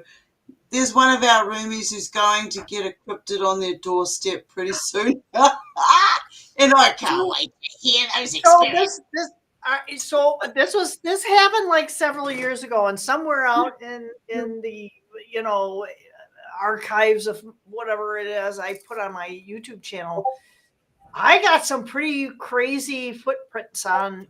I don't take time off from work typically. I am going to do that this season. Anyway, I don't like taking time off. I have to stay very, very busy. It's not a good place for my head to not be busy. So I'm segueing into a way to do that without attaching that to a 3D job. That being said, when you mentioned about cryptids, I ended up we had a unique snowstorm where there was ice and slush, and then there was an overlay of snow. So when I went out to move the stuff off the driveway to make it safe to leave, this was on a Sunday, and I had to leave on the Monday to go back to work. I took pictures of this, and I spent a lot of time. I did not step out my doorway for I don't know how many days. Nobody else was outside. Nobody. There were no other footprints in this pristine layout in the front lawn, my drive, but there were 2 footprints. One I saw as I was scraping away, and I was like, oh, that was weird looking. And then I looked again at the next step where it would have been. It was there and something up on my step. It was a very unusual shaped foot with an unusual layout of toes that included, and I don't have big feet. I have small feet. I'm not a tall person. I don't have big feet. I don't have big hands, but I'm telling you, that thing, whatever it was, and I don't know what it was, laid down something that was not listed or photographed or chronicled in anything anywhere on the web, because I spent about a week looking for it. So when we're talking about cryptids, I don't know, because I'm in Michigan. that may have been a dog man. The really interesting thing is there's one tarot reader that, of course, tarot and oracles are, loose guidance at best, especially if it's a general reading. But this one lady said that, oh, you're going to have a visitor. Be very careful. It's like, oh, that's so freaking weird. Nobody comes to my house. And then that happens like 2 weeks later. It's like, what the heck was this? What was this thing at my doorstep? And it was like, wow. So we need to take all things into consideration. And again, I think it goes back to what Jeff was saying about he's never felt unprotected. I think we're all more protective from being off of whatever path we're intended. So we should always keep that in mind too. But yeah, that's my little cryptid story. I should probably repost that. That was really bizarre, along with the whole star thing of what my perception of what these things that we call stars are in the sky. That's a whole nother gig. I would probably get a lot of flack from a lot of people for my perception of what I would like to hear it. I would like to hear it. No, you should put them up, because it's like, it's about, sharing the experience, no matter how crazy it sounds. This would be the ideal time to do that. Yeah, please. Just share it. Just share it. I mean, these beings that come in and visit me, I mean, I get all sorts. You guys have seen them yourself. I mean, I can be doing a live show and something will show up. We've seen this stuff happen. And that to me is disclosure. This is what we're doing here is disclosure. We're speaking from the truth. I mean, we can identify if somebody's telling, Stone, you're going to bring us up to an entirely different rail where you're going right now, and Org is not going to have a chance to tell us what nobody will believe. Doesn't matter. Who gives a rip if somebody believes it or not? So, and then that's the whole beauty of being part of this type of open-mindedness. This happened many years ago, where I was talking to someone. I was very much not in this realm that we're in right now. And I was entrenched in a very clerical 3D, and I was breaching into other aspects of what it means to have your own perceptions. I hadn't delved really as deeply as I am now in psychology. And I sat in this office, and I had someone come in and disclose to me some of the things they had experienced. I thought that they wanted something, they wanted help with getting a communication device, a phone or whatever it was. And I was asked to help this individual, and I did. And as I'm helping them do this, they're reeling off this really bizarre statement. And talking about, I can't give details for privacy, but it was really out there, y'all. It was really out there. And I was like, okay, well, I'm glad you're okay. Here's the information you're looking for. And when they were done and they left, and they really, because there's no judgment. There is no judgment in this space here, in this mind, in this heart. There is no judgment. Share with me whatever you like. I don't give a shit. So the therapist came in and sat down with me, and I said, hey, this is what they said to me. And they looked at me and they said, yeah, who said, who? I can't say that didn't actually happen in their home. So other people would look at what this individual had said to me was complete 100% delusion. Okay. Put them on meds, give them an injection. Don't care. They're a loose cannon.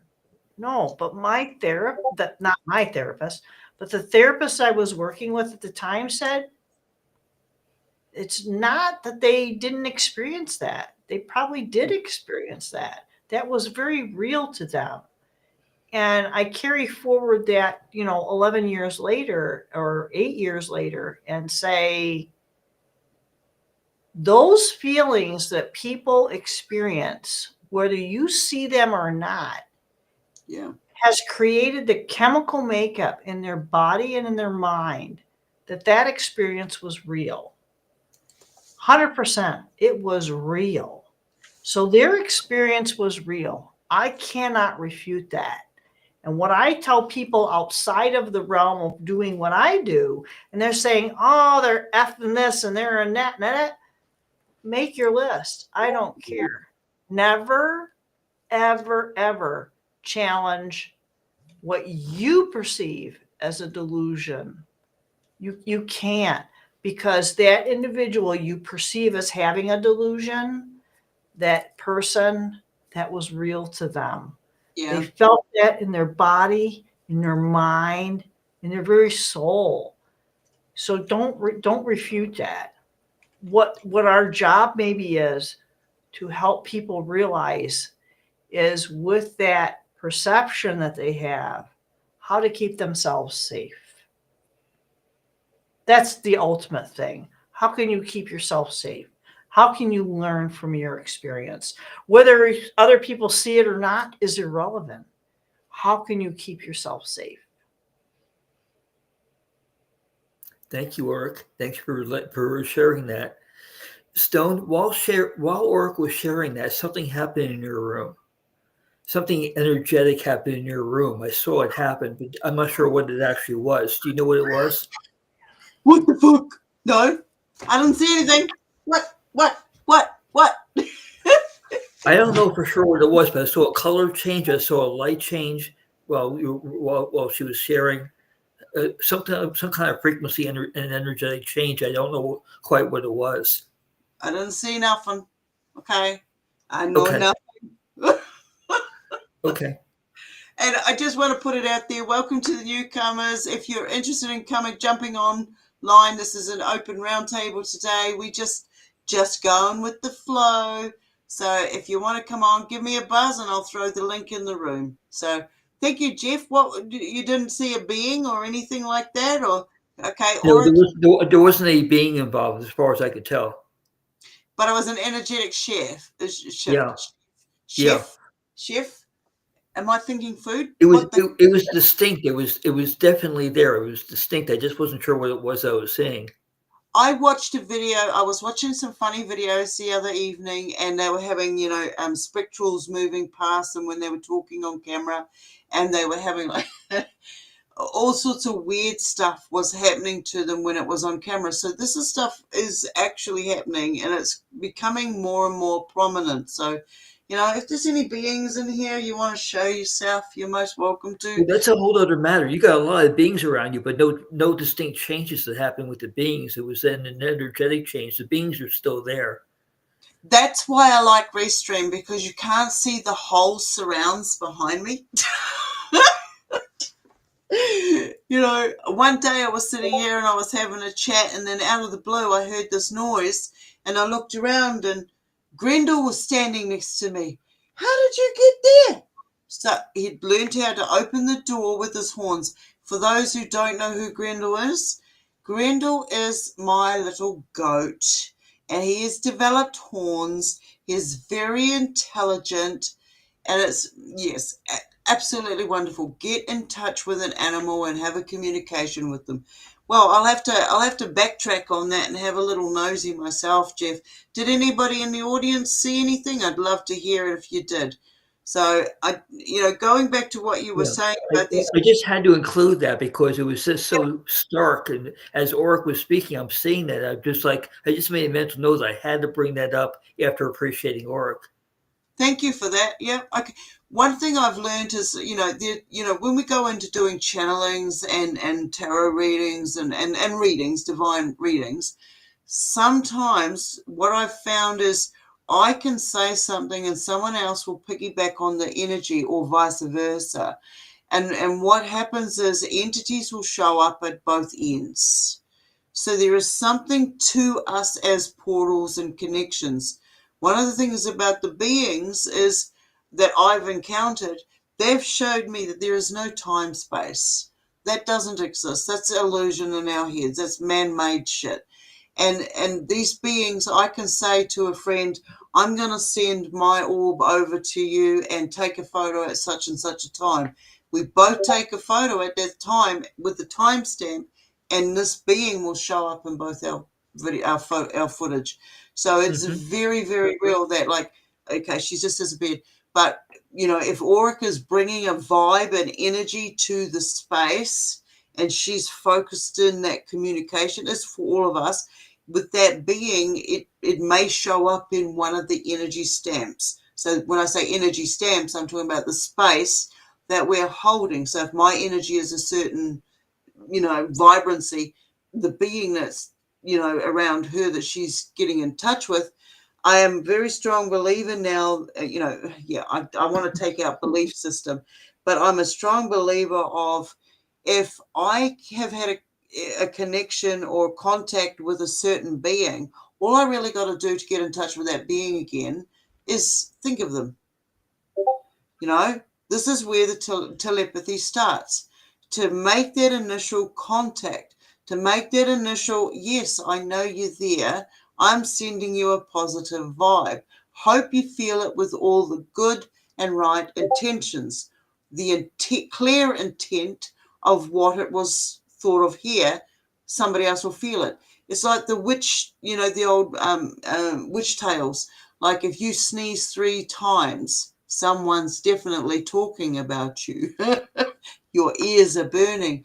And then sure enough, poof, they will show themselves to you. It will, the whole scenario will unfold, and you will then know who was talking about you. You just, it's the perception. What you are open to is right there in front of us. It's always there in front of us. But how we perceive it is one of those, what I call the illusionary veils. So I just, before you jump in there, Jeff, going on what you said earlier about the footsteps, when I was working with Nancy Tremaine, you know, the author Nancy Tremaine, she showed me, we became good friends. She showed me some photos one morning, and it was snowing, and there were these strange footprints.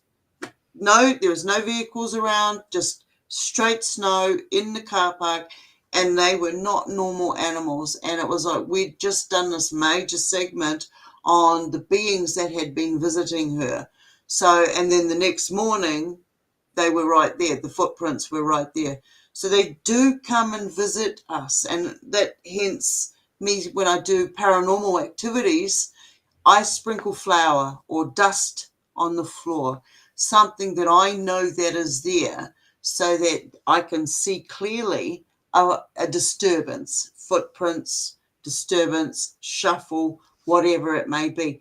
There are ways. We're investigators. We're here to investigate. This is me, just in my physical. We're here to investigate all parts of the experiences that we encounter every single day, even in dream state. I'll wake up in the morning and go, now, why did I think that? Why was I put into that scenario? So thank you for sharing that. Or yeah, they do show up. They do show signs. So, and thank you, Jeff, also for sharing your insights into the stuff too. So, all right. All right. We've been going for a spell or two there, but I'm fine with this. So, subjects, let's head on to something else.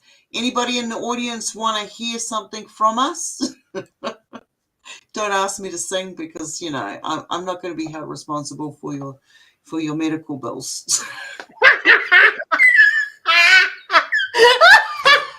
Oh my God. My statement is usually, well, everybody can sing, but not everybody wants to listen. Yeah. Yeah. Hey, missing time, Jason. Good to see you here, mate. All right.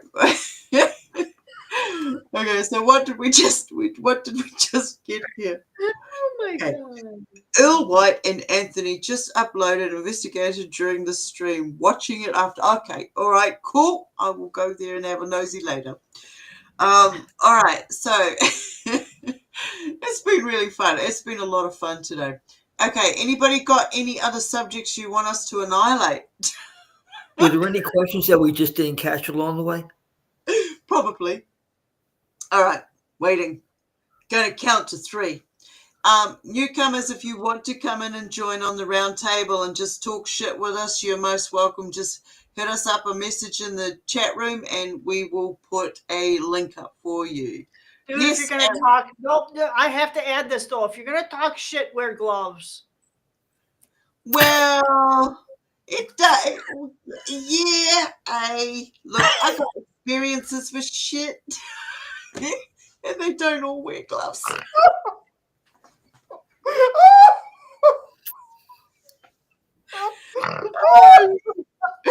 I'm sorry.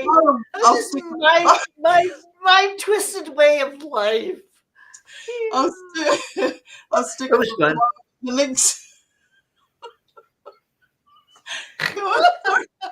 Arizona, you have a yes. Dude, you're so regretting. It's like she sent me this invite last fucking minute. And I was like driving in the snow and the sleet. I was like, bing! I was like, what the hell is going on? I gotta get home. You know, it's all ice and snow. When I get home, it's like, shit, I gotta feed the dog. I gotta, you know, life is okay. Anything for Stone, because you know I love her. Sorry, Okay. that's that poor freaking letter word for you again. Suck it up, sister. Yeah, I know. You were going to say "Suck It Up, Buttercup." I know that song too, mate. It's one of my favorites. The next favorite is, if you haven't seen it, it's these 2 chicks. They go along and one gets stuck. You know, they get locked out of the house and she needed to go for a mimmy. And so they climbed through the window. One climbed through the window and her boob tube that she had on sort of got waylaid and everything just sort of hung out. And I mean, that is just so hysterical. I just like, you know, this is our everyday life. You know, yesterday I went to go shopping and we got a flat battery. I mean, what? We just bought a new battery for the old car that we hadn't had started for 2 years. Goes like a dream. And then what happens? This one that never had a problem suddenly gets a flat battery. What is with that? There are connections. We do stuff and we don't really know the fuller picture, but there is something always good behind it. You know, if you're a good person, that is, okay. Yeah, psh, magic. No, don't bring that up, please, Phil. Please don't bring that up. Okay, I don't eat chocolate ice cream anymore.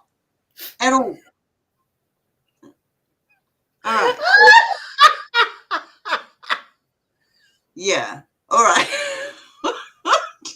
And when I was talking about, you know, we call it caca over here. I work with what I call golden pellets. Grendel delivers magic golden pellets, which are perfect fertilizer for the garden. We've done a little experiment, and some of you are aware, I like to grow sunchokes, which are, you know, like sunflowers, but mini sunflowers, and you can eat the roots. They make you fart, but hey, that's just part of life. It makes you feel good. You know, wherever you may be, let the wind blow free. So some of these have got some of Grendel's golden pellets and some don't, and you should see the difference. It is absolutely amazing. I can hide. I can hide within the plants now. The growth is fantastic. And I'm soon going to start picking the leaves and make some mead or some kombucha. Oh yeah, out of that. Okay. Anyway, moving on. Okay. Arizona has said she loves chocolate milk until she learned how it's made. Oh my goodness. Hello there, Aussie Ange. Good to see you here, darling. And yes, how's it made, Arizona? Why don't you come on and share? You know, that's one of the things that, you know, if you go out there and you want to know the foods that you're eating, how it's prepared, there are many YouTubes showing us how it's prepared. I have, in a couple of days, I will be doing you'll see me a few times. I'm going to be doing a public fasting.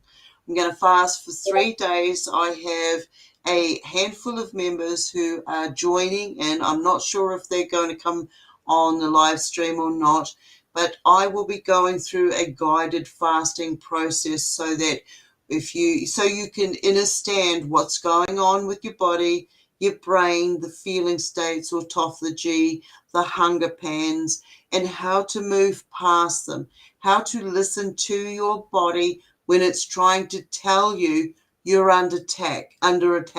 This is a detox. This is to detox. But we do it as a navigational point of view so that if you're on medications or you've got health issues, that these can all be monitored. And I will make a very public announcement. This is not medical advice in any way or form. This is up to your own perceptions and own abilities and safety. Safety is first, all right? If you can't be honest with yourself, do not come on and try to do this. Yes, Phil, it will be a water fast. Absolutely. It's not about anything else. It's not about losing weight or anything. It's about resetting your biome, your clock, allowing your gut, fauna, and brain to have that break. There'll be other things that go on, like you may get a headache, you may get blurry vision, you may get buzzing in the ears, but this is your body detoxing. And once we've gone off that side of it, then we go back into the refeeding. So for 3 days, we fast. So I will put an announcement out for everybody who's interested. If you want to know more, you can either email me at stonehobbit.com. Sorry, no, what am I? Yep, that's my webpage. Or stonehobbit2@gmail.com, and I can give you the links and the information and when we're going to start. But I like to make sure that we're all on the same page so that nobody gets themselves into any bad situation. So, all right. Nothing really is needed. I choose apple cider vinegar, baking soda, and good coffee. I also use castor oil because it tricks the parasites, because I'm using this as a parasite cleanse at the same time. So we can get through this. All right. So anybody wanted to bring up a subject? Let's nail it. One of the things that you brought up as far as fasting,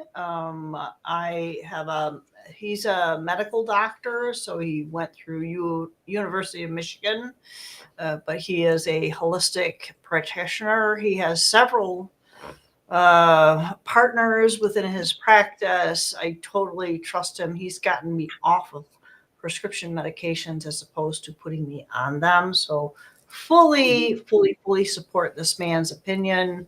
One of the things that about the fasting aspect is that make sure that you are going to be safe, just like Sohn said. I went through one of the ways he got me off of prescription meds was that he put me on a protocol that was guided by him and his staff, and it was a fasting type. So it wasn't 100% fasting. It was 500 calories.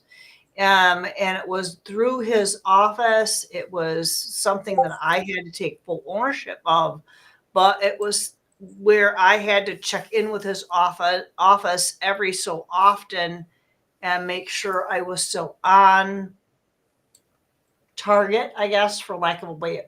I don't want to divulge too much information. I'm just kind of putting it that way. I'm not kind of stuttering, but I am stuttering. What he was trying to do was reset the brain through this fasting protocol with the supports of injections that he was only able to provide. So it's rare that you find a practitioner that's able to do this. Just going to throw that out there. This is not something that's typical, but it is something that's doable, where he got me off a prescription medication because of the injectable support through the reduced calorie. I think it was on like 500 calories a day for like a month. I mean, how many people can do that? Yeah. But I'm off the script meds. When I go to see him, I guilt the hell out of him. Not on purpose, but he will give me nutritional supplements intravenously that support me, as opposed to getting me on a prescription. So these doctors are out there, but they're hard to find. But I guess the point is that follow your practitioner, follow what's right for you. This might be good for you, and it might be detrimental for you. What's important is that you're able to tune in to who and what you are, and being aware of what your body functioning is. I would not do anything because of my trust in this particular doctor, this practitioner. Ultimately, I'm gonna take that individual's advice. Yeah. But I'm also, based on what they tell me, I will turn around and tell them, this isn't working for me. Yeah. And he takes it into credence. And that's the difference between a good practitioner and a not so good practitioner. So if somebody's trying to force something down your throat, Yeah. take a step back and figure out what you need to do to keep yourself safe, to keep yourself healthy. That's going to be really important in the next 3 to 5 years. I think maybe even 7 years. Yeah. For us to be able to maintain our ability to have a level of discernment that we're going to need. Ooh, gosh, survive? That's kind of a crazy word. I don't know. How does anybody else feel about that? Because that was kind of coming out of nowhere from me. I don't know. We look at the food. It felt like I was on a rant. It was like, who the hell is in control of this shit? I sort of look at it as another thing too. I mean, if we do a detox, our body has a memory, our brain has a memory to the foods that we put in, the toxins that are in the foods. Everything is imprinted. So if we go and eat something from a certain location, like if I buy an orange that's come from Australia or America or something, I'm going to get that information from that location, but also the information of all the chemicals that it's endured, the transport, and being put here. When I opened up the bag to have an orange yesterday, I was like, I can't eat this because there's something wrong with it. It looks rubbish. It doesn't look normal. It doesn't have the vibrancy that it did. What happened between the store and here? It's no longer the fruit. I can't smell it. If I can't smell it, I don't ingest it. Once we've dumped the junk out of our system, we've gone through autophagy, and our stem cells have removed and repaired and we've done this.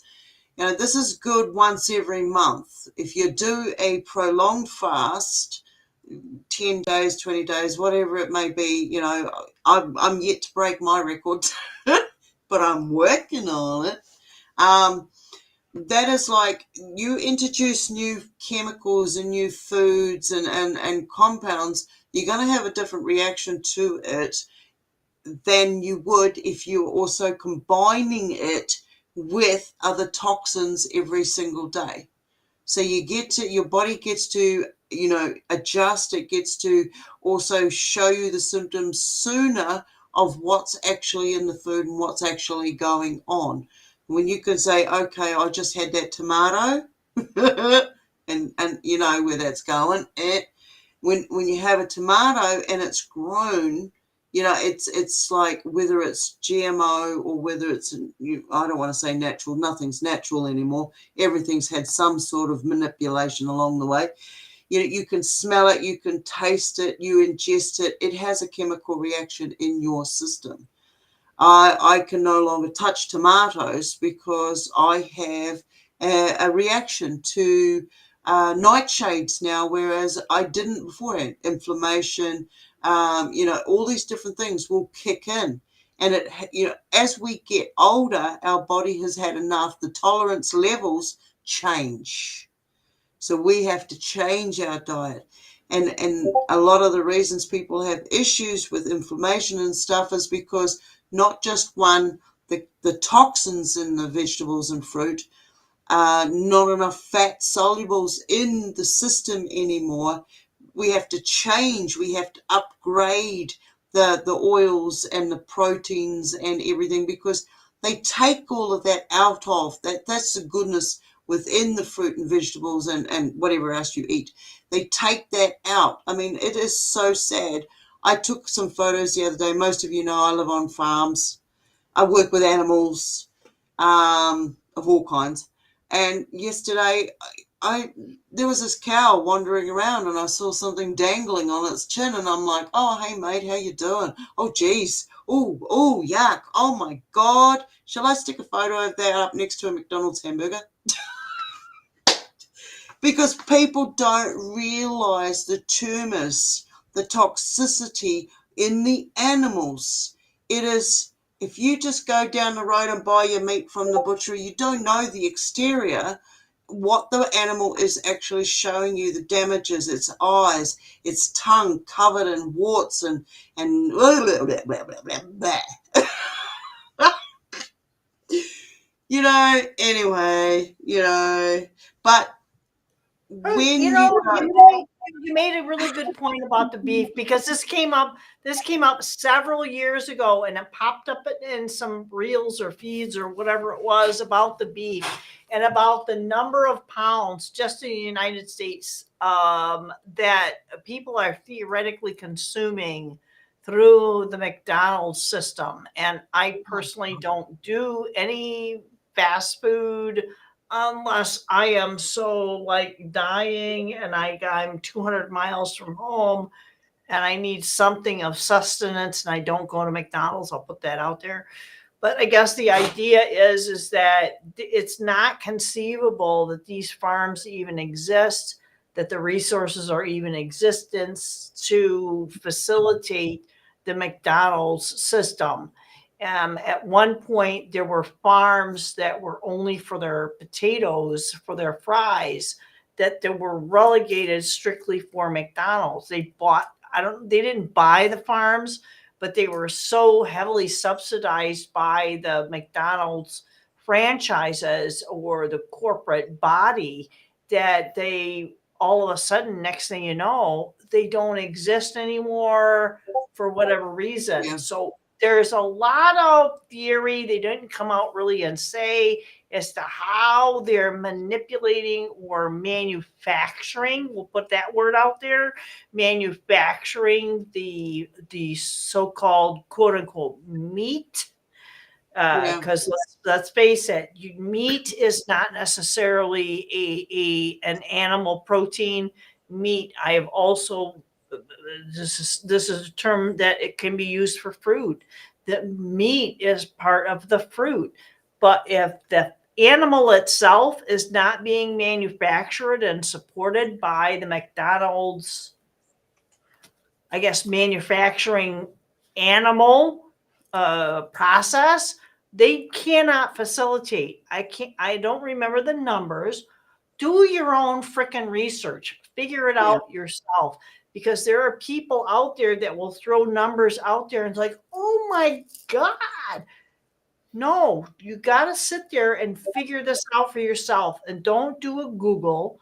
Go out on Yandex or whatever other, search engine you can find that's outside of what you're used to, and figure out what it is that's going on. This is how you're going to determine what is the potentiality of what you're dealing with in your own physical biome.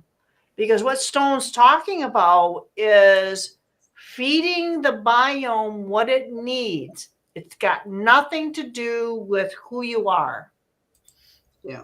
Let's separate that out. This is the biome that connects us to where we're at. This is us being our spirit and essence self. And we're in this thing called a biome, this genetic biome that allows us to connect to these things that are out in this particular realm. But how are we going to facilitate that if we're eating junk, if we're eating McDonald's and Taco Bell and KFC? You got to kind of figure this stuff out. You know what I heard, interestingly enough? There's a young man who has a reel on Facebook. I don't know who he is, but he says in Italy, they don't do chicken in restaurants. Oh, It's like, wow. what are you nuts? This is not something we do. Why do you do that? If you're going to go to a restaurant, you're going to eat something really nice. Even if it's a vegetarian pasta, you're not going to do chicken. That's like sacrilege.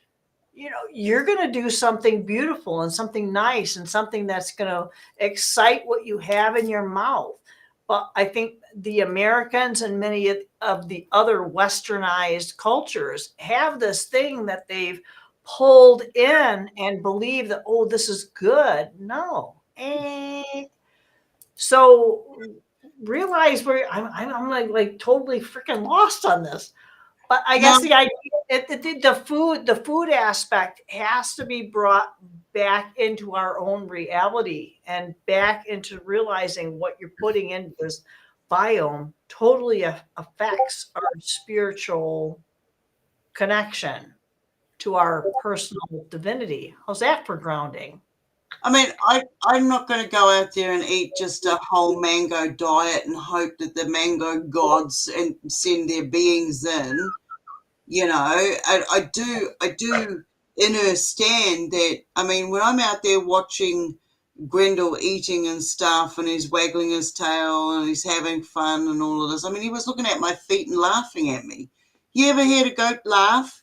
Okay, he was looking at my feet because I had toes, so I kept wiggling them in front of him, and he kept laughing, and he kept looking down at his hoofs to say, and he'd go look down and go, and he'd look up. Oh, geez, my screen went blank.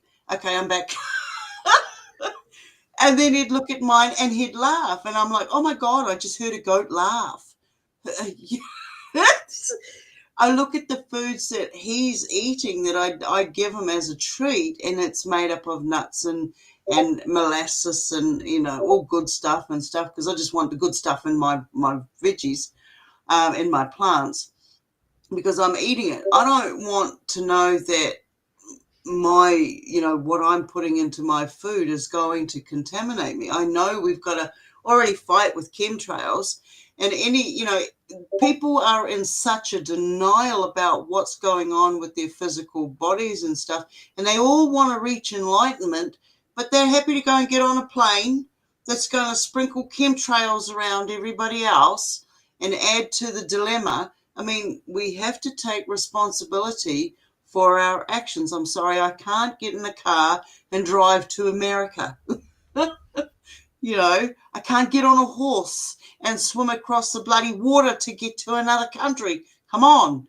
But I can here and now create a space, an environment around me where I can possibly open up a portal so you can pop in. We have the abilities to be able to turn around and say, okay, want to experiment? Let's do it. As long as it's what we're doing is not harming others. And we don't have to participate by putting harmful goods and shit into our system or in our specific environment. I mean, it's bad enough that people don't realize that your Wi-Fi goes further than 30 bloody meters. And if you're living in a high rise and you've got 6 or 7 people in your high rise, you're getting hit with all of those frequencies. You could turn it off at night, but hey, your neighbours have got theirs on. Boom, there's only a bloody thin wall between you. It's going to come through, it's going to affect you. We can live in a stuck state reality, or we can do something about it. Technology can be used for good. It's just at the moment we can see that all the technology is manipulating our food. It's manipulating. We've got robots coming in. We've got androids coming in. We've got people wearing skin suits. They're not even human. And it's becoming more and more noticeable, whether it's robots in disguise, just check out your weather channel. Yeah, it's out there. We're living in a time now that I say is wow, this is something really crazy, and I get to be able to be here and experience it. But wait a minute, I've done this before. It feels familiar. We've seen it. It's not just the images out there. It's every avenue of our existence is being manipulated one way or another. Everything we see, we hear, we sense, we feel is being manipulated. So what can we take control of? I saw a post up there earlier on, somebody saying this is the rapture. To me, the rapture is being aware of who we are here and reclaiming our space as a Garden of Eden. All right. A garden to me is where we can flourish. We grow our own foods. We know what's going into the soil and what's coming out of it. We've got a worm farm. I grow garlic. I have a goat. Come on. We're all doing this one way or another. We're out there. How many of you go out there and hear a bird singing and smile to yourself or internally? I don't know what it's like in big, massive cities, whether you have more than just pigeons and rats. I'm sorry, but I'm just being straight up out there. I see people keeping pigeons in their houses and letting them fly off and come back. I'm seeing people taking on practices that are detrimental to their own health because, you've got a hand basin there and you want to climb on it and wash your fundamentals when you got a bathtub right there and your sink cracks open and you hit the floor and you wonder what the hell's going on. Come on. Use the brains that we have to investigate the realities that we're in. I love it when I see a shadow being walk past. I want to know who they are, where they're from, why they're visiting. I'll leave a pen and paper out. Just leave me a message. I'll go out, I'll come back and there are devices on that were absolutely switched off before we left the house. Switched off and put into a safety box so nobody could mess with them. Yes, French nearly came out, but then you come back and find them in a different location. We've got all sorts of manipulations going on. That seems to be the key word for today. The show of Rough Ramblings today is a manipulation. And where does it come from? Well, it starts with man. Shouldn't that tell you everything? I'm going to jump on to a slightly different topic at the moment about this 3-eye atlas. I'm noticing people are still calling it AI atlas. And I have to say, what is the brain telling us? If we have to work with clear intent and our first, intention, our first instinct, and we say AI atlas, now you all know I think it's a space turd, a prehistoric man-made space turd that's going around and it's come back again. It hasn't changed. My theories haven't changed. Should it be a ship with beings on it, I don't think that would be very good because there's been no formal contact with us. I'm not seeing any live action coming from any of the planets that it is going past. So I, being a contactee, am very aware of different types of beings that are out there, and I would assume, yes, make an ass out of you and me, that there would be some form of contact or communication or signals being picked up. So I cannot believe anything I'm hearing from the internet, from any of these so-called space jockeys out there, desk jockeys, space jockeys, researchaholics. Unless we can see it for ourselves and go pop out there and go, hello, what are you? Then at the moment is still a under the blue beam project, as far as I am concerned. What are your guys' theories on it? This goes for not just the audience in room, but also those that are in the chat room. Where are you at now after months of this interaction? What does Jeff think about this? I have my own theory, and I think Stone and I have talked about this extensively. What do you want to know on this? Whatever you got in your bean. Well, That's with a all scary the thought. Sorry. well, it just depends upon what you believe for. With all the distortions and disinformation that are being put out there, especially by NASA, what is it that you want to know? What do you think AI Atlas, oh bloody hell. What do you think this 3-eye Atlas is? Well, for one thing, it's a craft. Okay, I'll start there. And the two questions that would be in my mind is, one is, does it matter where it came from and who's in it? And two, because to me that's just doesn't really matter.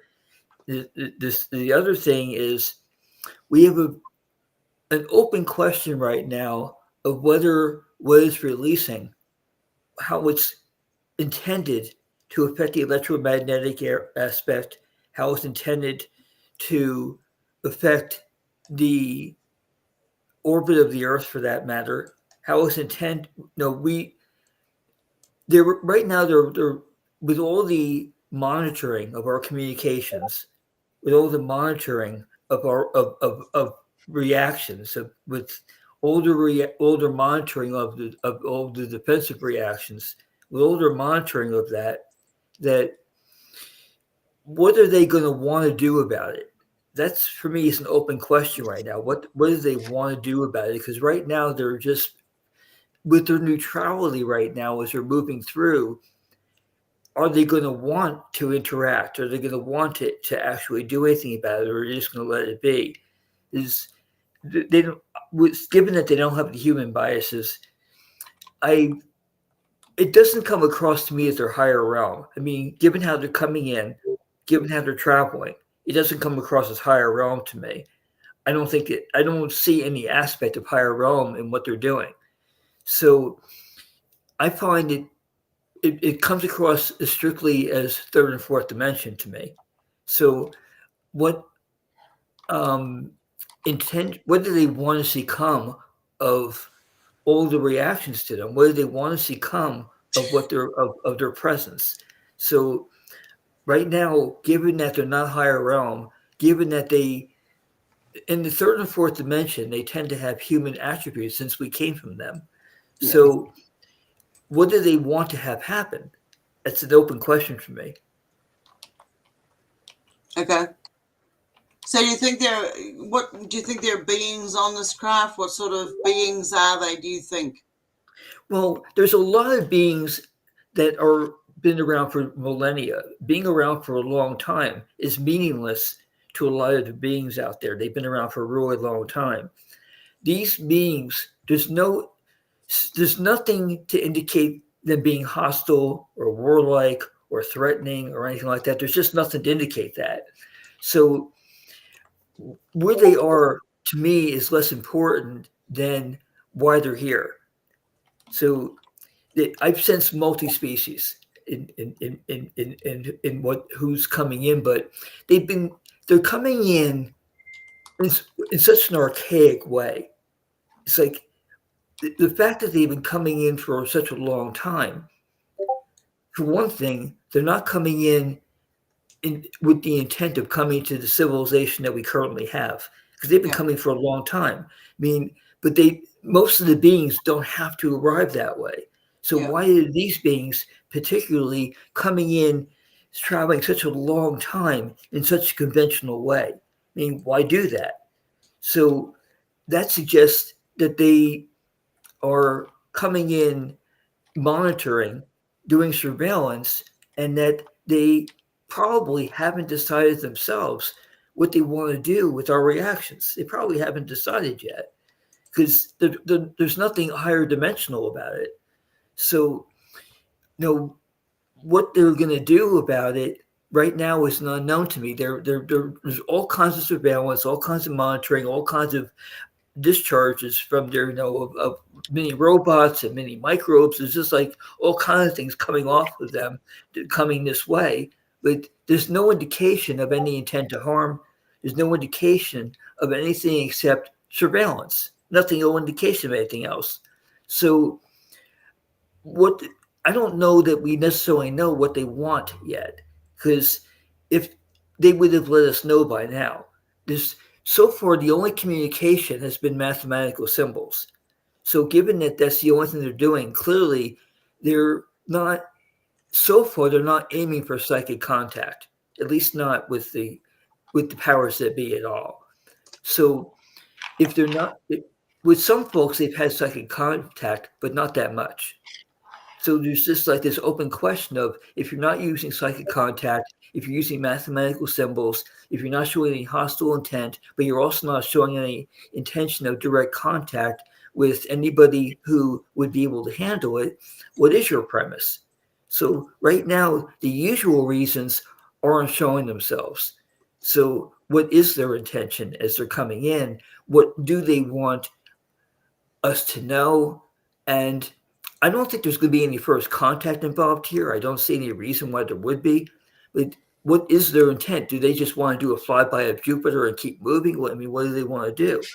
So I'm not sure what their point is. I don't know yet. Yeah. Okay. That's my perspective. All right.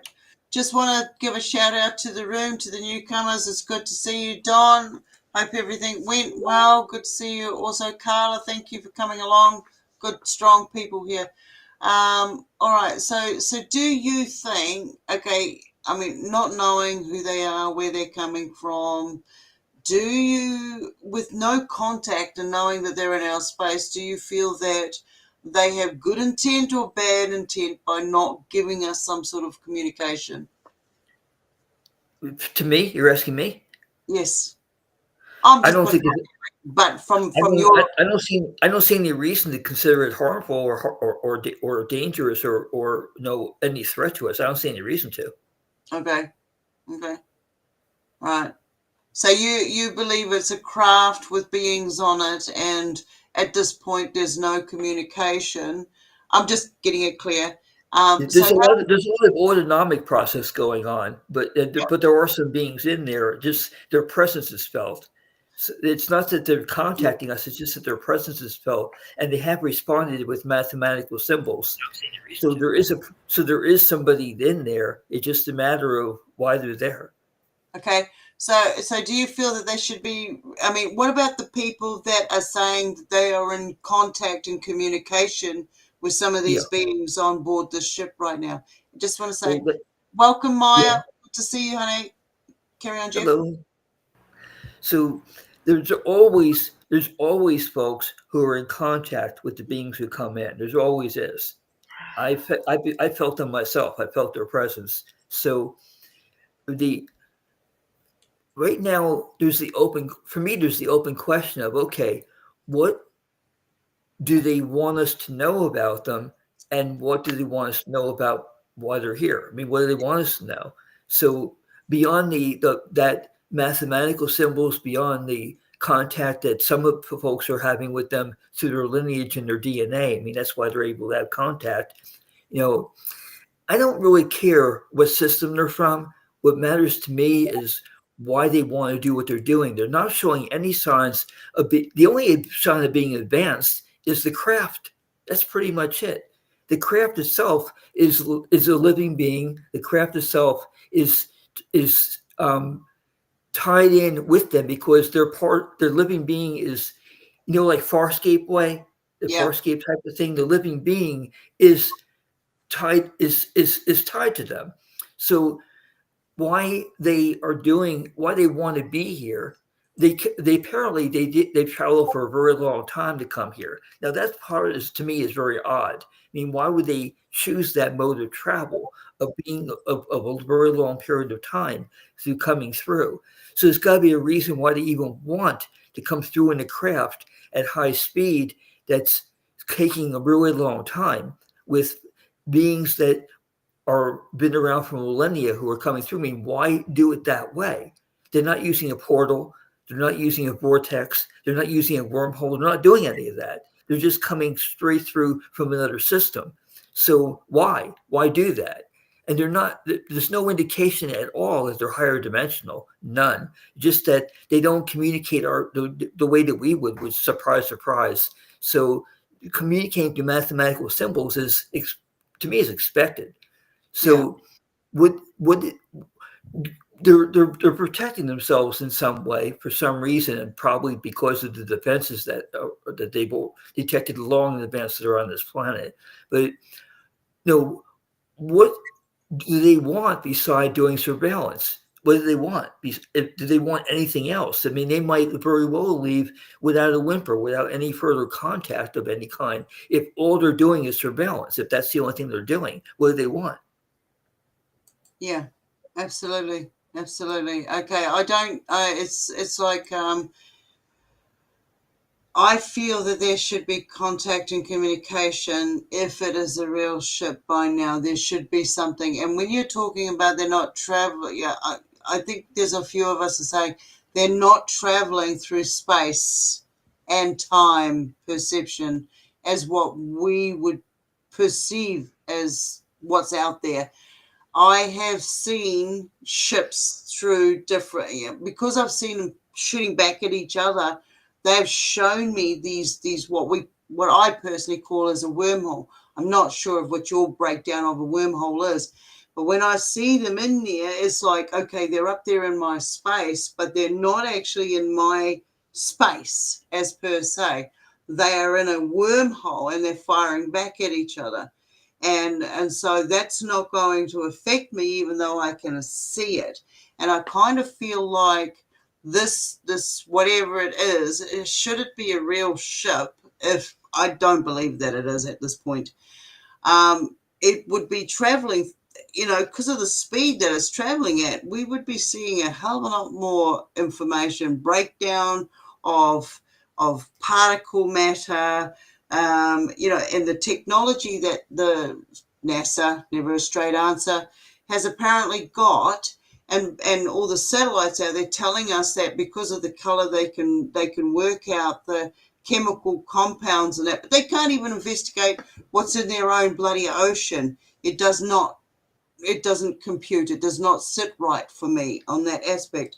And if I'm a being if I go to another town, I want to have a look around. I want to interact with the public. I want to go to their feed sources. When you're out in the wild, the first thing you do is you look for a clean water source, and then you look for what is your predator-prey reality in that location. I'm not seeing any forms of any kind of communication coming from this. So to me, it's still just a form of distraction. I've heard so many people communicating, they're getting contact from these beings and that beings and stuff from there. I do feel that my impressions that I'm getting is there is a form of distraction, a form of manipulation. Everybody is being drawn into, it's a focus point. It is a focus point for your energy. When they took out the whole God, the religion has changed aspect, and the AI is slowly creeping in and creeping in and creeping. I feel that, we've heard the speeches where they turn around and say, what will unite man? An outside encounter, outside forces coming in, outside threat will come in, and that will, solidify everybody. We'll all want to be, fighting for our safety, our survival as humans on this planet. But why do we need it now when there are so many wars going on, taking off? We've got civil unrest happening. We've got silent warfares. We've got toxicity left, right, and center. It doesn't sit right for me. It doesn't, I see a lot of orbs and stuff, and the interaction with the multi-dimensional orbs is still the same as it was a few years ago. The uptake it's still the same. The activity outside, 3D activity outside at night has increased. It's like the single guard has now up to a double guard. So they're working in teams now. There's two of them. Every time I look out there, I'll see two ships instead of the one ship. So I'm still out on the fence with this, but I love what you're saying, because it's better to work with 100 different theories of what it could possibly be, and be aware that it could be any one of them. But if we have the information from everybody, we can go, okay, well, oh yeah, I remember Jeff saying that. I can relate to that now, because that is what I've just seen. So yeah, so I do appreciate you sharing that. Now, as a new, do you believe that it's an illusion that is being that our optics are being manipulated? I do. At this point, I will say it point blank, yes, but I'm also leaving that 1% open for something to show itself. All right, because we just look at all the evidence of what's happened in the past with different beings coming in and eating humans and all this other stuff. All of that is there. It's on the table. But at this point, I mean, if it is a ship and it is loaded with 500, 5,000, 5 million, whatever the number was, of these beings, and they're coming in, they're not going to come and warn us what they're coming here for. They're just going to come and do it. And we need to be aware that should it be that sort of ship, that we may be in danger. But I'm not putting no fear factor bullshit out there.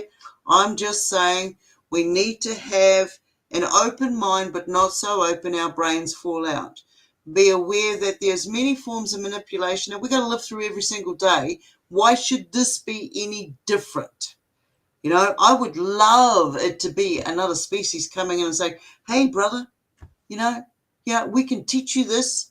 But going from experience, we're still battling with back-engineered craft, so it says, and we don't know what these things are that are flying around out there and stuff. We've got to stay logical. If you get a voice or you get a channel, you get information, that's one thing, as long as it leads to some honesty at the end of it. But if people are going to come on and say, oh, look, I'm channeling this and I'm channeling that, it may be real for you, but I would like to see your factual evidence of something that you tell me that these beings have said or showed you that is actually going to come to fruition. That's where I'm at, anyway. But every point of view is valid somewhere along the line. Every fairy tale has an ounce of truth to it, otherwise it wouldn't have been written. So just saying that, Jeff, Maya, welcome to the panel. Jump in anytime you want to. We just doing whatever. Okay. You know how I am. The only thing that I thought maybe is just something simple like a representation for people who don't look outward and onward to see something and ask more questions. But that's a pretty innocent and simple way to look at it. So, yeah. So if somebody new was coming on and they said to you, oh, we don't know anything about this atlas, what would you say to them with what you know? I would just tell them to go inside and talk to their inner guidance, first of all, and then perhaps maybe go outside and look for something that's more in their general area and try to connect with that and see how that feels. Maybe it's not anything at all. Maybe a representation or I don't know what you call it, just a picture in the sky. What is that? A holographic image, Yeah. Maybe it's just that. I don't think it's anything with 50 million or 50,000 evil. I don't think they would tell us months ahead. I think they would just come and demolish us. and it would have happened a long time ago. Yeah. So, but that's just my theory. I could be wrong. And Yeah. that might even be a means of fostering some of the Loosh collection as well. So when you're fostering the fear in advance, that could be something that could facilitate, you know, the collection of that particular energy. And that's kind of the same type of thing too, that determining that it was a craft. I think a lot of the things that we're seeing that are projected onto the good word projected onto the internet and other things that people are viewing is that it is a manipulated image. It's not something that's in reality. Stone and I have done readings on it and talked about it extensively, that this is something that is not real. This is something, and all of the images, especially, you know, I dipped my toes in the pool of AI imaging, and I took 2 photographs and I set them side by side and I did a screenshot. And I told the AI to do something very simple with that image.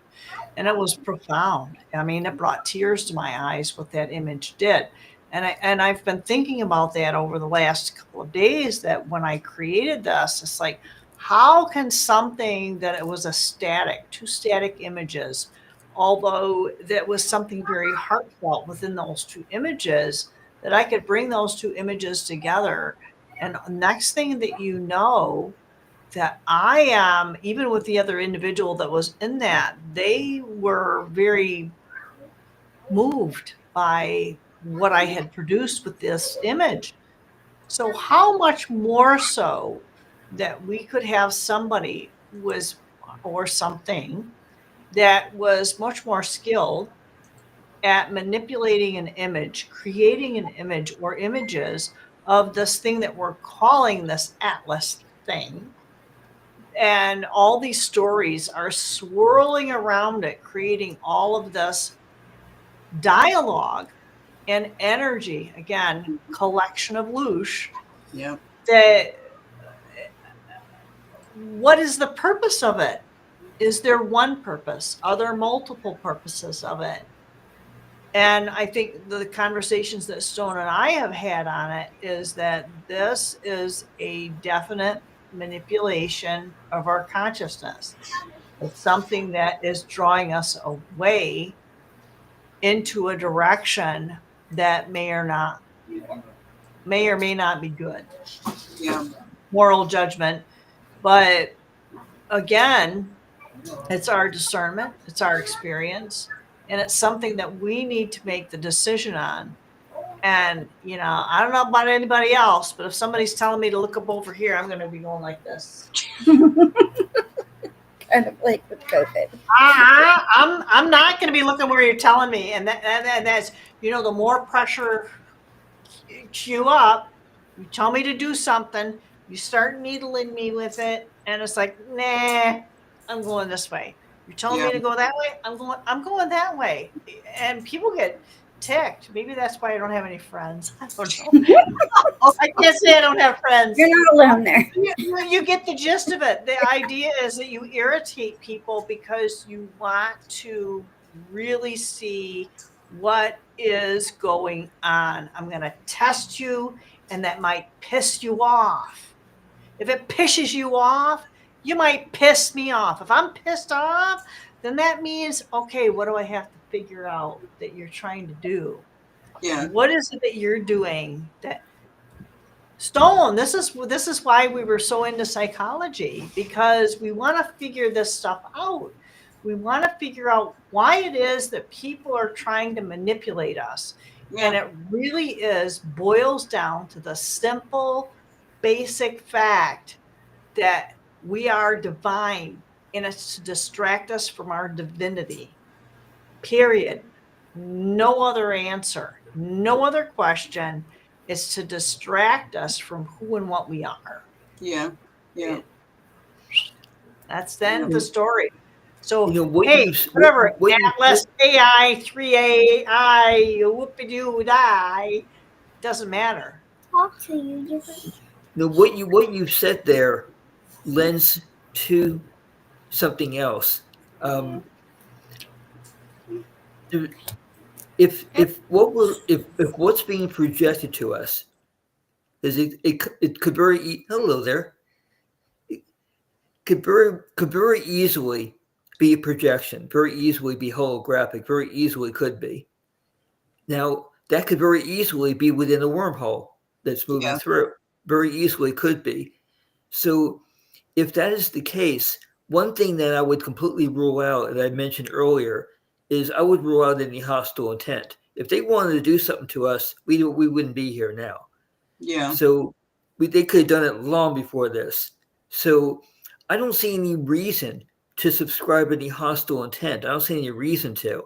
The question to me is, let's say, because it easily could be that we're having an illusion that's being downloaded to us in a way that is a holographic and through wormhole. It easily could be that going on. That would go with the available evidence that that's what's going on. So if it is a hologram, and if it is holographic, and if it is not an actual object, then that would, number one, suggest that it did come through a vortex, which that easily could be the case. I'm not feeling whether it is or isn't. I'm just going with what you described. That will come to me later. I'm sure it will. I could easily send you a note later of what comes to me on this, but so far I'm just sorting through the information. So if that is involved, a holographic projection through a wormhole that's creating manipulation of our optic nerve so that we see something that's not actually there, if all of that is happening, there would still be the question at that point of what is their purpose in doing so. If there's no actual communication from any actual being, then there would still be the question of what is the purpose of the manipulation? Why is it being done? And right now that's an open question to me. I don't even know if the answer is already unfolded or not. But that would be the question. Why is it being done? Yeah. Manipulation, control, But for ultimately what purpose, though? of your consciousness, of your awareness, to distract you from your divinity, to distract you from the fact that you have control over your safety. There's some really basic stuff that I think that we're being distracted from that is very, very pervasive. And no matter whether it's this thing that they perceive that is behind the sun, to political agendas, and I don't care what country you're in. I'm in contact with a lot of people across this thing we call Earth, that it definitely has a distraction and pull away from who and what we are, Jeff. This is really important for us to lay hold of, the fact that we need to realize the divinity that we have within us and the pull within the source that we have within us. We should not fear anything. We should not fear the victim. We should not feel like we are anything other than source itself. And that I feel like my feet are like really pulling into this thing that we call Earth. Yeah. We are everything. Yeah, we're everything, and we have access to everything. So if there's any kind of fear or concern that people have, and if you feel that, know that you have all the answers within yourself, whether it's you look at your DNA or however you're going to envision it. You have the control that you need to make yourself safe, secure, and loved. Sorry, Stone. There's that four. Okay, I made it a 5-letter word for you this time, babe. I can't stay too serious for too long. But that's ultimately what it is. It's being in that space that we know who and what we are. Period. Okay. There's nothing else outside of that. Or what you're describing, they've already accomplished. there wouldn't be anything to do because they've already accomplished that. No, well, I sort of a little bit disagree there with you there, Jeff, because when it comes to manipulation, they're going to keep doing it, regardless of how far ahead we can get, whatever we can examine and grow, whatever growth we have, the theys want to be able to control us because they can't. They can't fully have complete access to us, our thoughts, our process. It might sound really horrible to people, but I kind of see the human existence as we've been seeded here. We've grown here in this petri dish we call Earth, our Garden of Eden. We had everything offered to us. If you look at our biochemistry, our mechanics and everything, we are connected to all sorts of plants, all sorts of animals, whether it through be ancestrals eating one kind of vegetable, fruit, animal, whatever it was, to us. I mean, people who don't eat meat can still have connections to DNA because it's through their genetics, it's through the lineage of it. It's the same as we hold a frequency pattern from where we're birthed in. Like when you're born in a certain location, you're going to have that frequency. You're going to have accents that come through because of that frequency there. You're going to have tolerations to certain, environmental issues in that environment.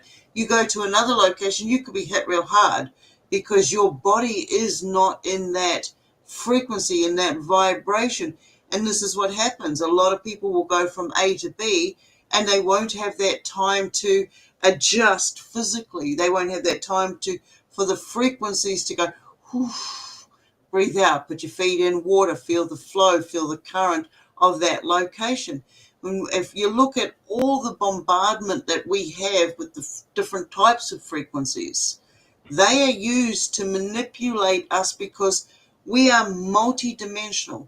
We go out of our bodies every day, all of us, one way or another, and we're interacting on all these different dimensions. And the powers that be, if you want to call them that, whatever you want to label them as, want control so that they can access these points that they can't normally access. They've been shut out, but they can access through our innocence, our non-understanding of what we're truly capable of, who we are completely. When I was growing up, and my family members, if you want to call them that too, said, don't talk about that. Don't share those stories. Don't tell us about your premonitions or your dreams because it's not normal. But they came true. They happened. It was a constant thing, but don't talk about it because you go to church and you're raised in a religion, you're demonized because you have these abilities.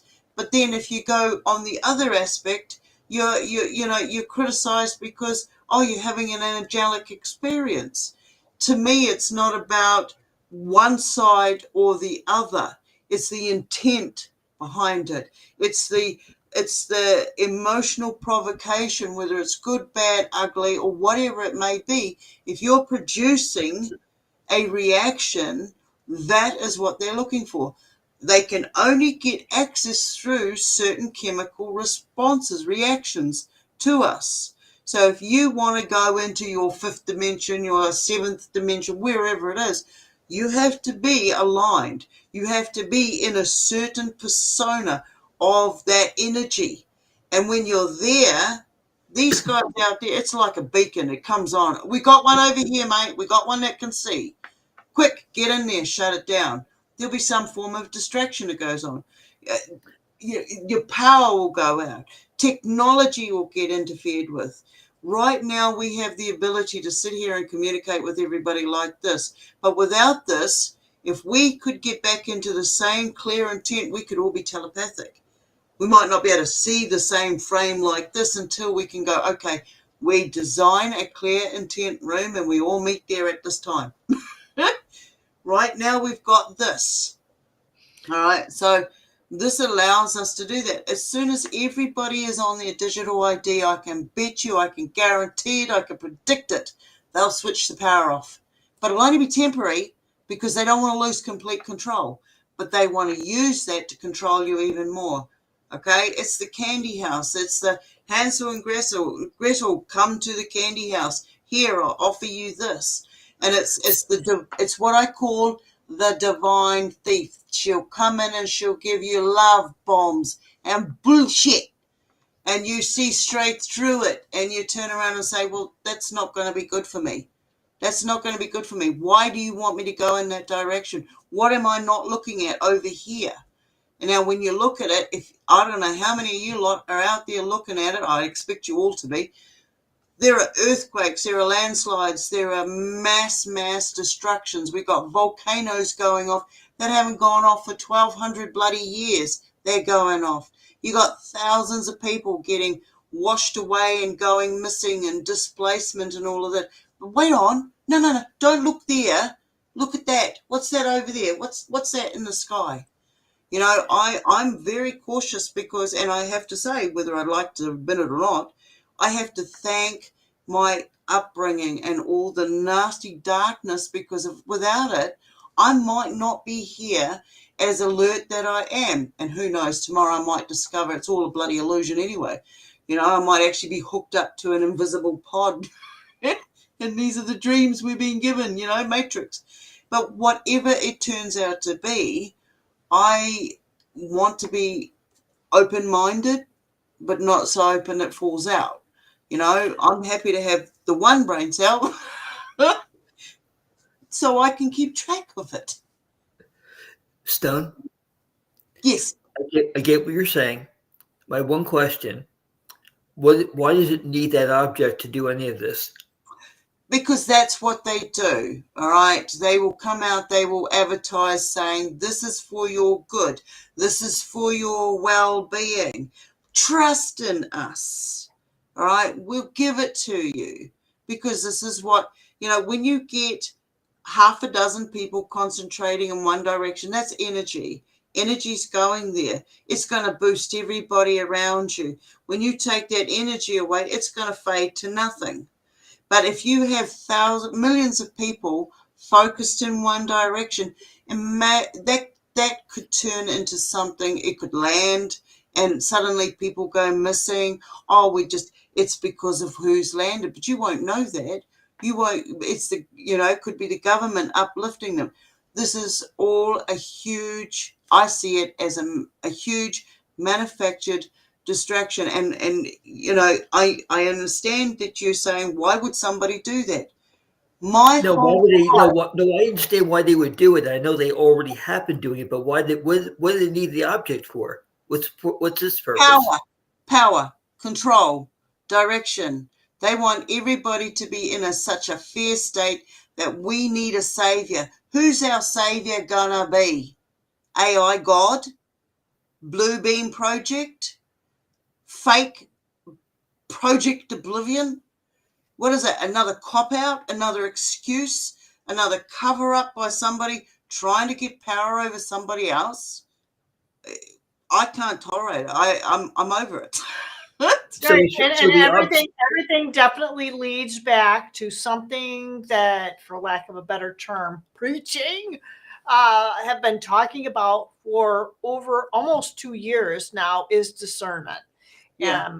If we don't sit back on our heels and realize that we have the ability to discern, and discernment is really kind of an internal manipulation, if you will, because we have to realize that sometimes there are things that we need to face that are not comfortable. Especially if we've been walking through a certain path that have led us to a certain point that we need to make an uncomfortable decision. Boy, is this wisdom in my own calling that I've experienced. But then again, I'm trying to, not really neuter. Maybe I am kind of trying to neuter it, but You know what I mean. You want to put it in a perspective that everybody can relate to it. And when you get too personal with things, that it can kind of lose its validity, maybe. And there are other experiences that maybe we've been pressed into that can kind of cause a manipulation and cause some guarding within ourselves that we can halt. Yeah. And we talk about the veil. We can put up our own veil because we don't want to deal with that dookie right now. We want to deal with our own comfort, and comfort has a lot to do with what we're here right now. Let's face it, it's very freaking cold outside here. It's well below freezing, and I want a warm house. I don't want to have to go outside in the cold and sleep. I want to be in my house, and I want to be warm, and I want to be comfortable. So a lot of times we don't want to have to deal with the cold, hard facts that we need to change our perspective on what we've been looking at and what we've been dealing with. I don't know, maybe that's too general, but I kind of feel like that's kind of the litmus test of where we're at right now. We need to kind of look at what we're being pressed with, regardless of whether it's Atlas or political or psychological. I don't care what story you put on it. This is something that needs to be put to a test within ourselves, and we're going to have to be honest. It's going to be uncomfortable. Drop the mask, y'all. And self included. We got to do that. I agree with you. I mean, Jeff, for instance, manipulation, the point of manipulation, the weather warfare. I mean, you're aware of this as much as everybody else. I mean, you just have to look. We've got the chemtrails, we've got the seeding, weather seeding, and everything else goes along with it. When you look at climate change and how it has all changed and everything, this is due to manipulation. I can remember going out there, the sky was a different kind of blue, the birds sang a different song, the seasons were actually seasonal. Now it's like there's only two seasons, hot and cold, and that's pretty much it. And when you look out there, we can ask ourselves why. You just have to look at radar formats and stuff to see that there is a lot of HARP going on. There are a lot of devices being used to, create weather to cover up the sky so you can't see beyond those clouds what else is actually going on out there that they don't want us to see. There is so much that's happening. I mean, I'm sitting here yesterday, I think it was yesterday, could have been the day before, and all of a sudden these two military choppers just flew straight past me. I could hear them coming, but I was busy on a job. And I jumped up, grabbed the camera. By the time I got out there, I couldn't even get a snapshot. They'd gone. And when I went straight to the New Zealand Air Force, and it said that they send out drills as one unit. So you'll only see one helicopter flying along on this radar map, when in actual fact there can be 10. And the only reason I went back to it was because somebody who was in Hamilton and then in Auckland put up a post stating, anybody know what's going on? We've got some black choppers flying around. And there was no notice or anything put out there to the public. And this is happening in New Zealand. So we only had two of them, but it is happening. And it's happening in places that you cannot see. Now, why is that? Why is it that we can't see? Now, this is why we do these groups and things, so that we can get people from all around the world to tell us the truth. I'm in the middle of bloody nowhere, and the things that I see going on in the sky and in the neighborhood is you wouldn't hear about normally. If it's happening to me here, it's happening to you and everybody else out there. It's just how we see it when we see it. And I am a true, I strongly believe that we're put into the positions that we're in for a reason. It's what you do with the information when you get it. when it registers with us. Not everybody's on different wavelengths. We're not all going to have the same theories. And that's the beauty about it, is the fact that we can all have different visions and insights and opinions, and to be able to put it out there so that what you've told me today, I can go and explore. I can go and have a look. And it's like, I know that not all of us are brought up the same way, and a lot of people are guarded from the actual underbelly that does go on out there. And it's horrendous, because the more it gets swept under the carpet or closed behind, put behind a closed door, the more it is allowed to go on. And we have to stand up for ourselves. And kudos to everybody out there this week who's had the balls to stand up and say, enough is enough. Thank you, aroha. And it's like, we have to do this, because there is so much more to us that's going on out there. Anyway, that's my rant. So we're hitting hour 4, guys. I mean, this is amazing. I don't know how I'm going to upload this to Rumble. 4 hours. Oh my God. But I would love to hear a bit more from you, Maya. You've come on and we yeah. Sorry, there are lots of distractions over here, so I had to turn the camera off to kind of maybe shoo it away a little bit. But I actually just took pictures of the stripes in the sky, and there was an X right over the area where I usually see most of the orbs, and the like left side of the sky was clear. And I'm like, this feels a little, I mean, I don't want to feel like I'm the most important person, but if I'm seeing it, more people are. And that black helicopters fly over my house too, for no reason. It's not like there's an Air Force base close to my house, and every time they do, I take a video of them, because I feel like I need to document what's going on. And they fly so low that inside the house it reverberates. You can feel the helicopter. So yeah, that part I really hate. And it's only enough fake clouds in the sky to be able to not see anything, especially when the moon is bright. So it feels very, very deliberate. What else was I going to say about that? Yeah, it's just, I feel, the 3-eye atlas thing. I was going to mention the secrets with the images and NASA. That does feel weird to me. Like, why is it they can't give us actual images? And it's definitely distractions. No matter what it is, it's still a distraction outside of ourselves.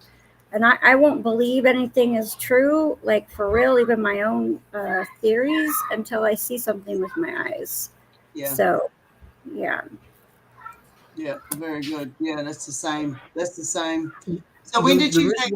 There is one thing about the name that everybody's referring to.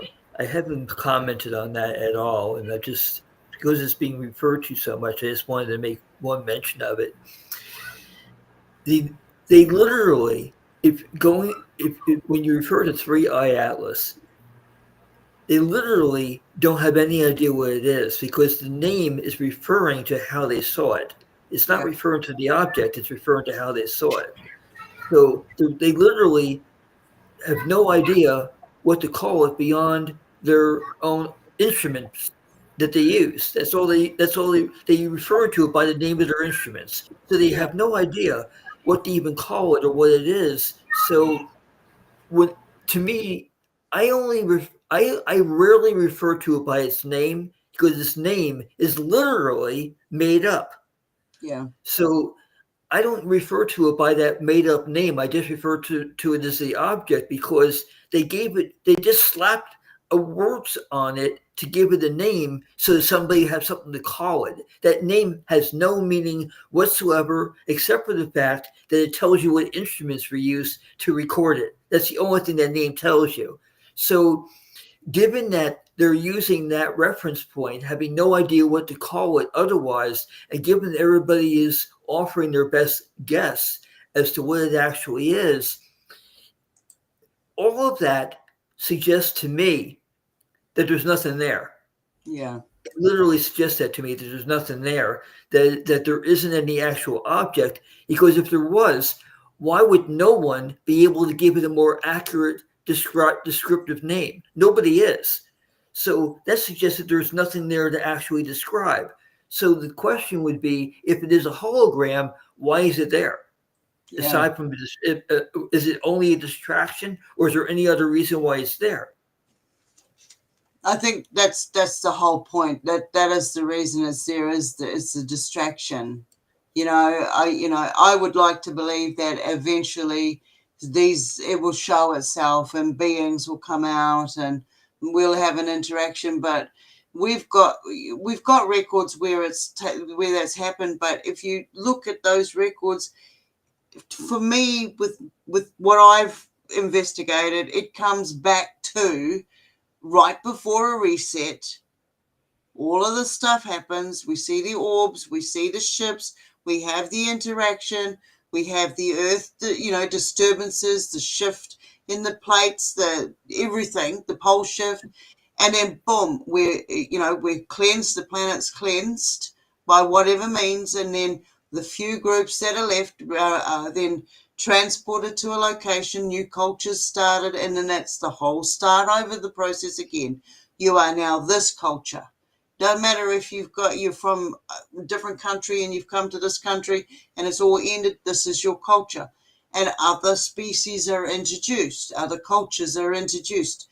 And it was like, okay, I don't remember that, but you don't need to, because it's not about you, it's about what is coming after you.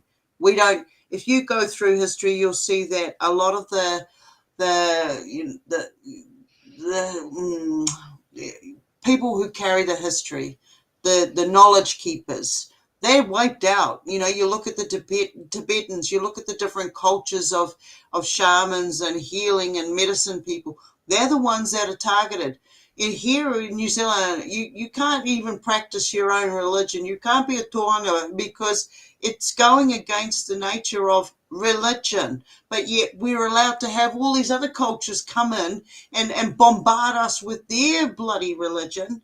So to me, that's like every culture, every religion, and every group, tribe has their own set of important information, and we've all been split up. If we all came back together with all our bases of information and put it together and actually made it work, we would get something really phenomenal would come out of it. The truth would be known about our abilities and where we came from, how we were developed, because, there's the whole creation factor. We were created. That brings in the whole story and the whole argument to do with genetics. So when you ask me, why are they doing that? Why did they create us in the first place, Jeff? I see it as we're data banks. We hold so much information. We gather all of this information. Every breath we take, we're taking in information. And that information has to go somewhere. They want it. They want the power behind that.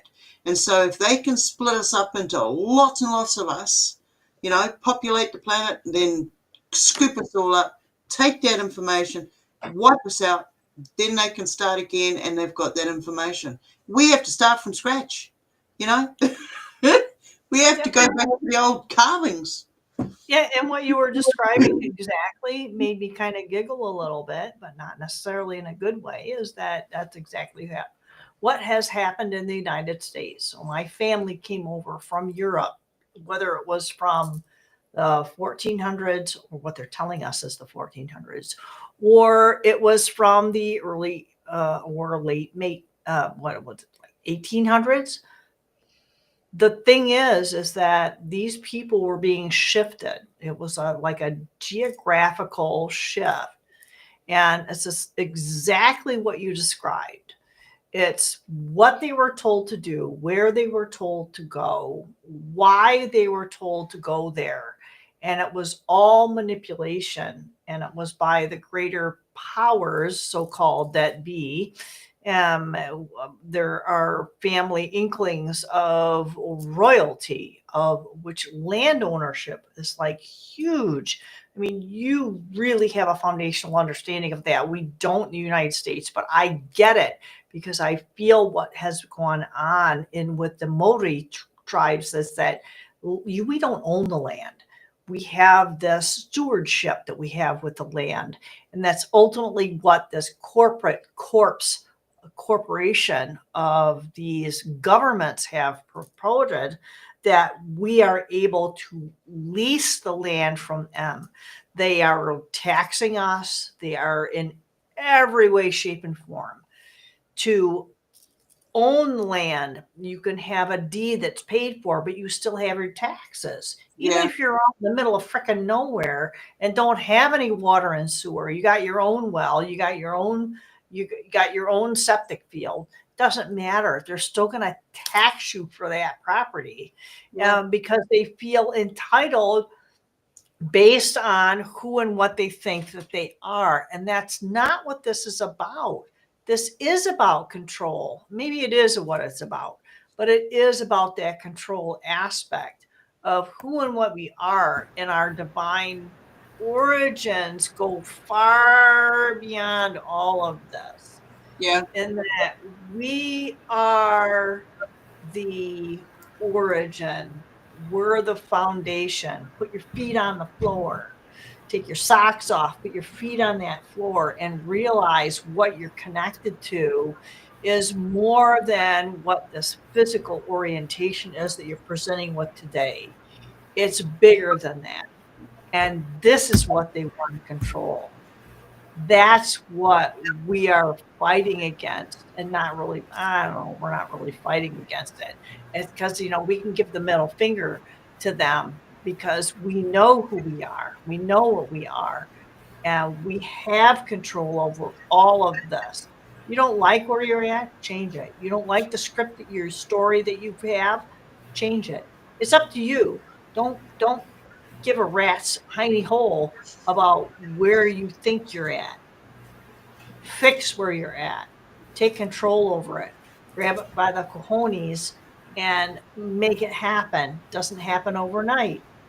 I don't know. Maybe that's kind of like a digression or whatnot, but that's ultimately what you're talking about. Is everything leads back to our discernment of who and what we are. And you can talk about what people are trying to manipulate us into thinking of what's in the ether. Yeah. We don't even know what the ether is. People are talking about, I heard a guy talk quite a while ago about he was wanting to understand what the stars were, what the planets were. And he got a telescope and he looked up in there and he got a star map out and he goes, what the heck? This doesn't match up. This isn't making any sense. So he called a buddy of his and several of them and said, hey, this is what I'm seeing and this is what the map says. What's going on? And the guy's going, what are you talking about? He goes, well, what do you see in your telescope? He goes, we don't use a telescope. I have this master's degree. Who are you to tell me what to do? And the guy's going, what? No, this is what I see in my telescope. Your map says something totally different. Yeah. So I will tell you this. Whatever you see in the sky as what they're telling you is Saturn is not what they show you on a map. So this is a part of the manipulation, the programming, getting outside of that. This man's friend or friends, we thought, were manipulated into succumbing to the programming. And this guy decided to break the programming and do his own research, figure that one out, right? And he looked into the sky and saw things that were completely different. I've seen the Pentagon in what people are calling Saturn, in the images, moving pictures. It's Saturn. I can see the petals of the sacred geometry around this thing they're calling Saturn. Saturn is not evil. Saturn has its energetic influence on who and what we are while we're in this particular realm. So we don't have to, but it's probably pretty advisable that we're able to go through this whole program and deconstruct what we've been told is what is a reality. And it has to come down to something that's very base and very basic. So looking up into the sky and seeing something that oh, that's such and such, because I've been told that. Oh, you're just looking at Saturn. But that's not what I see. I have images of it. I've posted it on YouTube. Do you think people want to take that for something that's credible? No, because I'm not anybody who is of notoriety. And that's why we need to seek out people who are not of notoriety, people who don't have this higher and broader acceptance from society. Those are the people who have succumbed to the programming. This is why people hear that there are certain individuals who, they're with the CIA. Oh, they're influenced by the FBI. Oh, they're with this 3-letter agency. So this is why we need to be very careful. This is why I personally will cotton back to Stone, because she's not part of that. This is why I will gravitate towards people like Jeff, because he's not part of that system. And many other people who are on the undercurrent, who are the ones who are the real power. How many people have you talked about? Talked about rivers and the eddies, and you can see the river looks very calm and the flowing. You get in that current, we're the ones that are in the undercurrent that have the power to manipulate, to foster what really is important. We're the ones with the power. People are waking up to that fact. Yeah. Yeah. We are community. We are, that was awesome. We are community. We're going to come back and we're going to share wellness. What, Maya? We are now. We are here now. It's not in the future. It's now. It's now. Yeah. We have to step into our power now and share with each other what we do for survival, the foods, the wellness. We got to take care of ourselves, because I'm seeing a lot of people our ages, guys, that are just dropping off like flies. We've got a lot of psychological things going on, like there's a lot of murder suicides going on, and that shows me desperation. That shows me the point of no return. Okay, they can't find another avenue out, and sometimes, working in this field as an advocate, it's like you can't help everybody. Some of them just don't want to be helped any longer because it's just too hard to survive.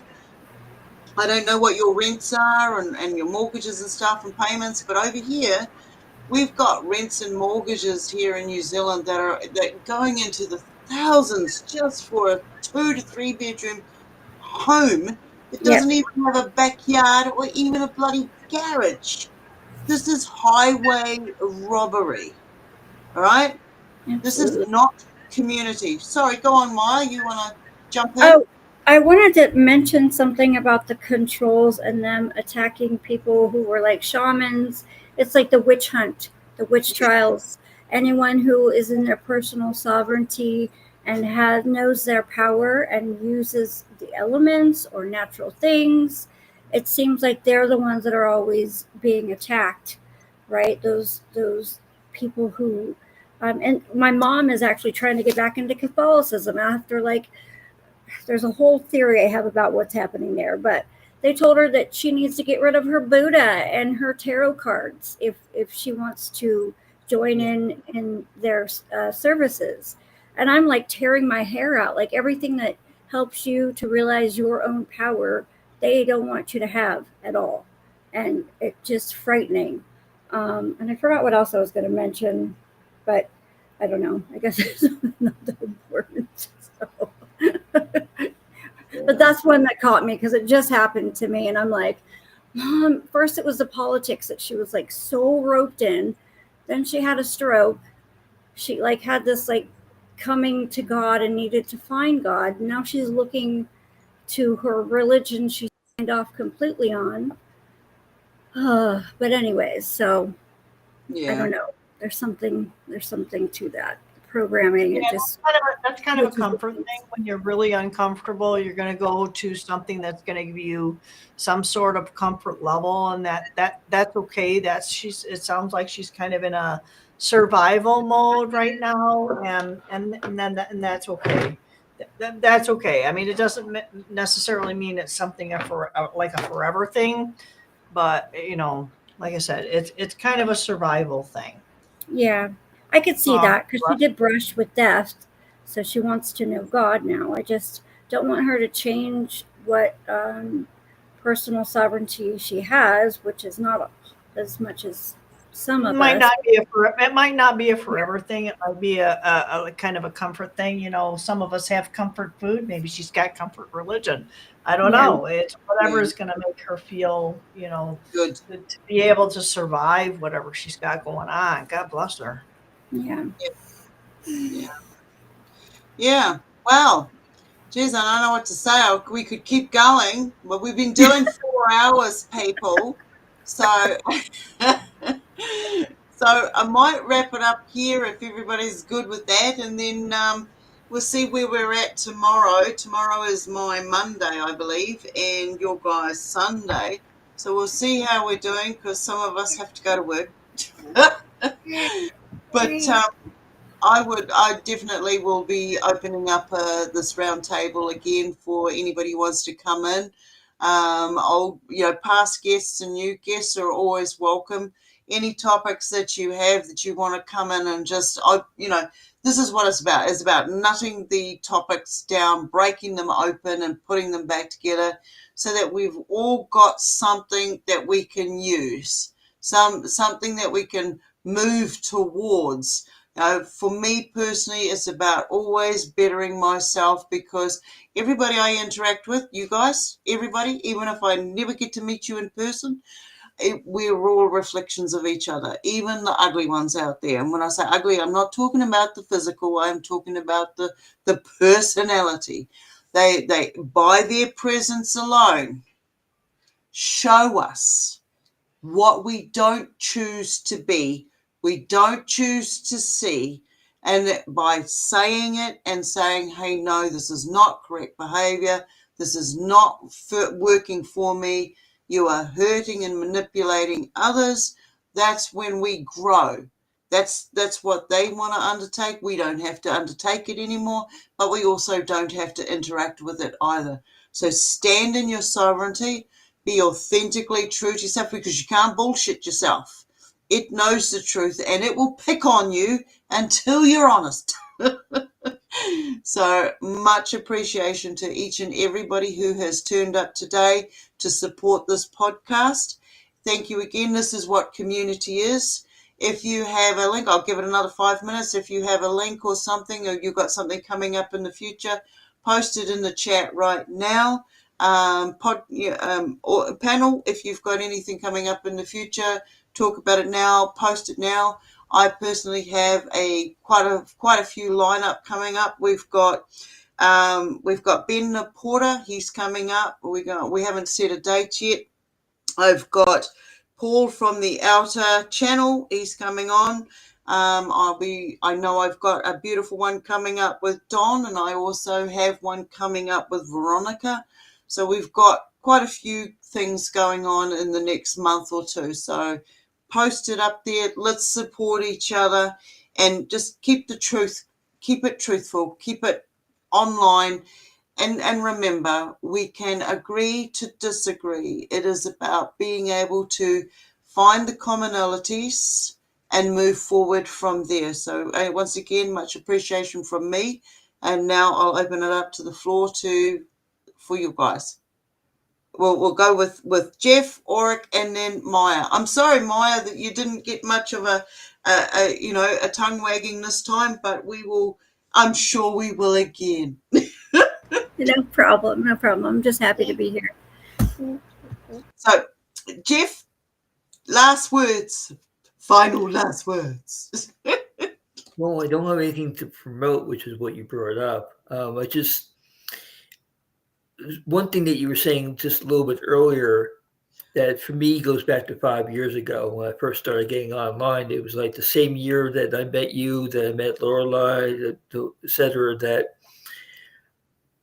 it goes back to the original question that was being asked when Lorelai was being interviewed when I first met her, that I see virtually everybody as being in their own process, as that they're ready, they're not going to be ready for what I think they should be ready for. They're ready for what they're ready for.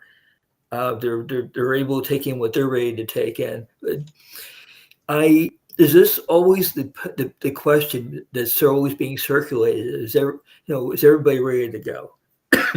And as far as I can tell, most people are not ready to hear the question, let alone ready to do it.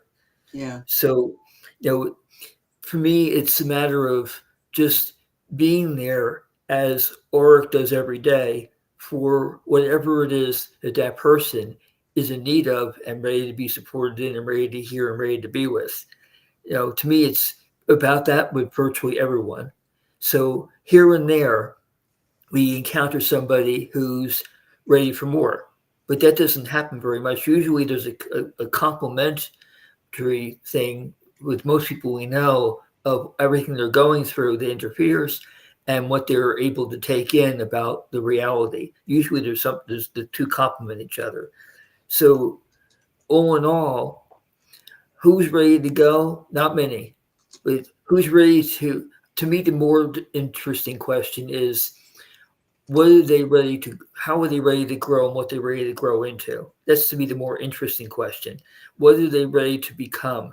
What are they ready to recognize about themselves? Who are they ready to be? To me, that's just a more interesting question. Yep. So when it comes to that, everybody's got their own process, their own pace, their own speed, their own capacity. So I don't really engage very much in, okay, who's ready?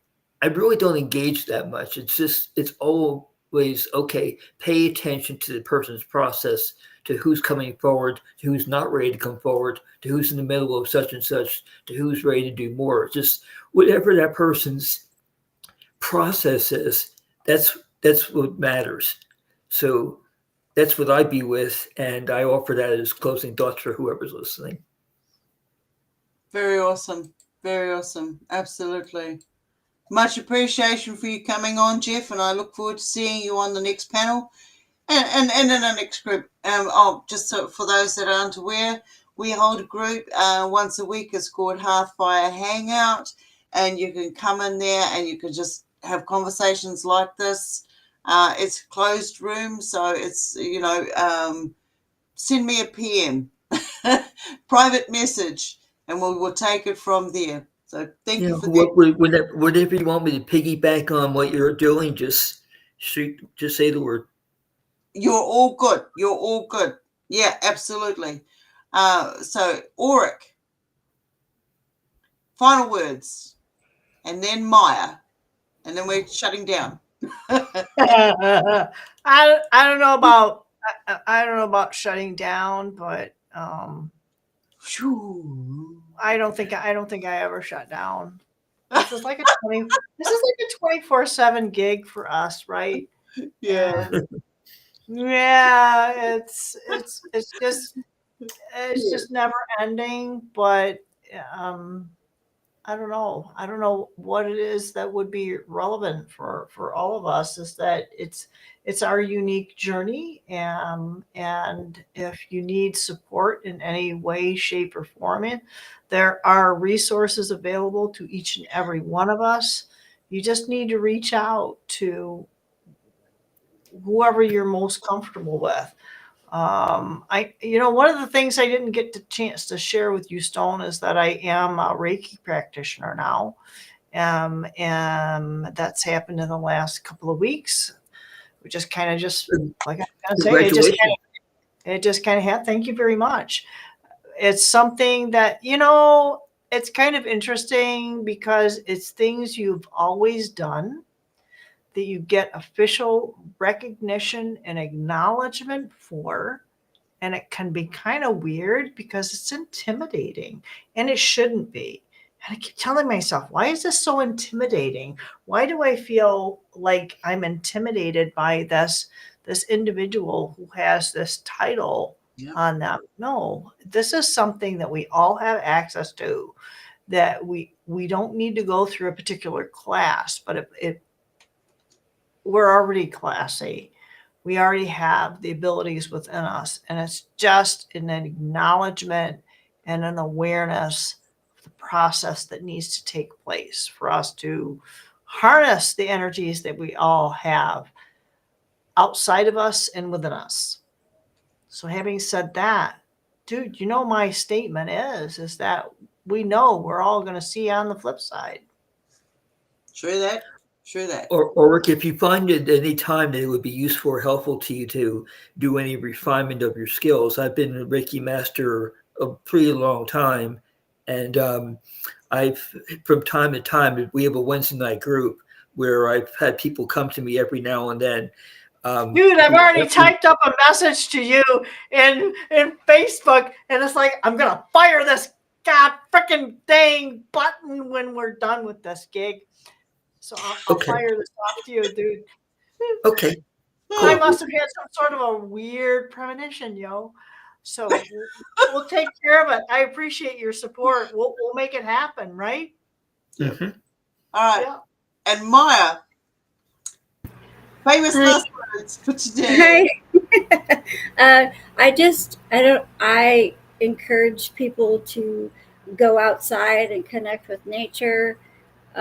If you focus enough of your attention, you can actually see and feel Gaia breathe. Also, look up at the sky, see what actually is communicating with you. Something you thought was a star will start moving and is not a star, or start flashing at you like it's trying to say something to you. As outrageous as it may sound, I'm finding out that the outrageous is actually the more humbling and grounding answer. I had an experience I'll have to tell you about later, Stone, where I saw huge light anomalies on a mountain a couple miles away from my house. But had I not known what I know now, I would have thought it was like a car at the very top of the mountain. But now I have a better insight. Well, before we run away, would you like to share it? Are you open to sharing it before we run off? So I don't know if the only thing I could equate it to would be, there's this mountain called the Brown Mountain, and it's called the Mysterious Lights on Brown Mountain. And it's like someplace in North Carolina where they see these light anomalies, and they have been for like 100 years. It's nothing new, but they have footage of these anomalies that match up to the footage I got last night. So, no idea what it is. It's not like the normal orbs. It's huge. It's giant. And it's moving across these mountaintops as though it were organic. So, yeah. Do you have footage? I do, but I'm terrible, so it's a little shaky, but I do have footage. So, yeah. I'll have to share it with you and show you what I found. We'll get it all set up so we can show it the next time we do a round table or a, or an interview, or show podcast, whatever you lady want to call it. So, absolutely. Yeah. And with all that, also, go inside as much as possible. Meditation, I mean, it's probably the best medicine I've ever found, for me, anyways. And that could just be being silent for 5 minutes too. You don't have to always travel, but anyways, that's about it. That's awesome. Thank you very much for sharing. And yes, we'll definitely be looking into that. So yeah, I'll catch up with you after this so we can have a korero and see where we can take it from. So once again, everybody, okay, we've got another message in here. I can contact you with a UFO investigation. This is from Don to Maya. All right. and we got lots of beautiful messages. So it's easy to move on. MUFON's got tons of them. yeah, I'm cautious with anything to do with MUFON or agencies like that. So yeah. Well, Anyway. you should get an investigator without going to a network then. Yeah. Okay. Yeah. All right. Everybody, thank you once again, and I'm going to close up now, and I shall see you again. And I look forward to all you panelists coming back on again. Thank you, everybody that came along and supported in the chat room, and I look forward to seeing when you guys come on to the panel and join us. So, aroha, thank you all, and Thank that's you. me signing out. Goodbye. Bye bye.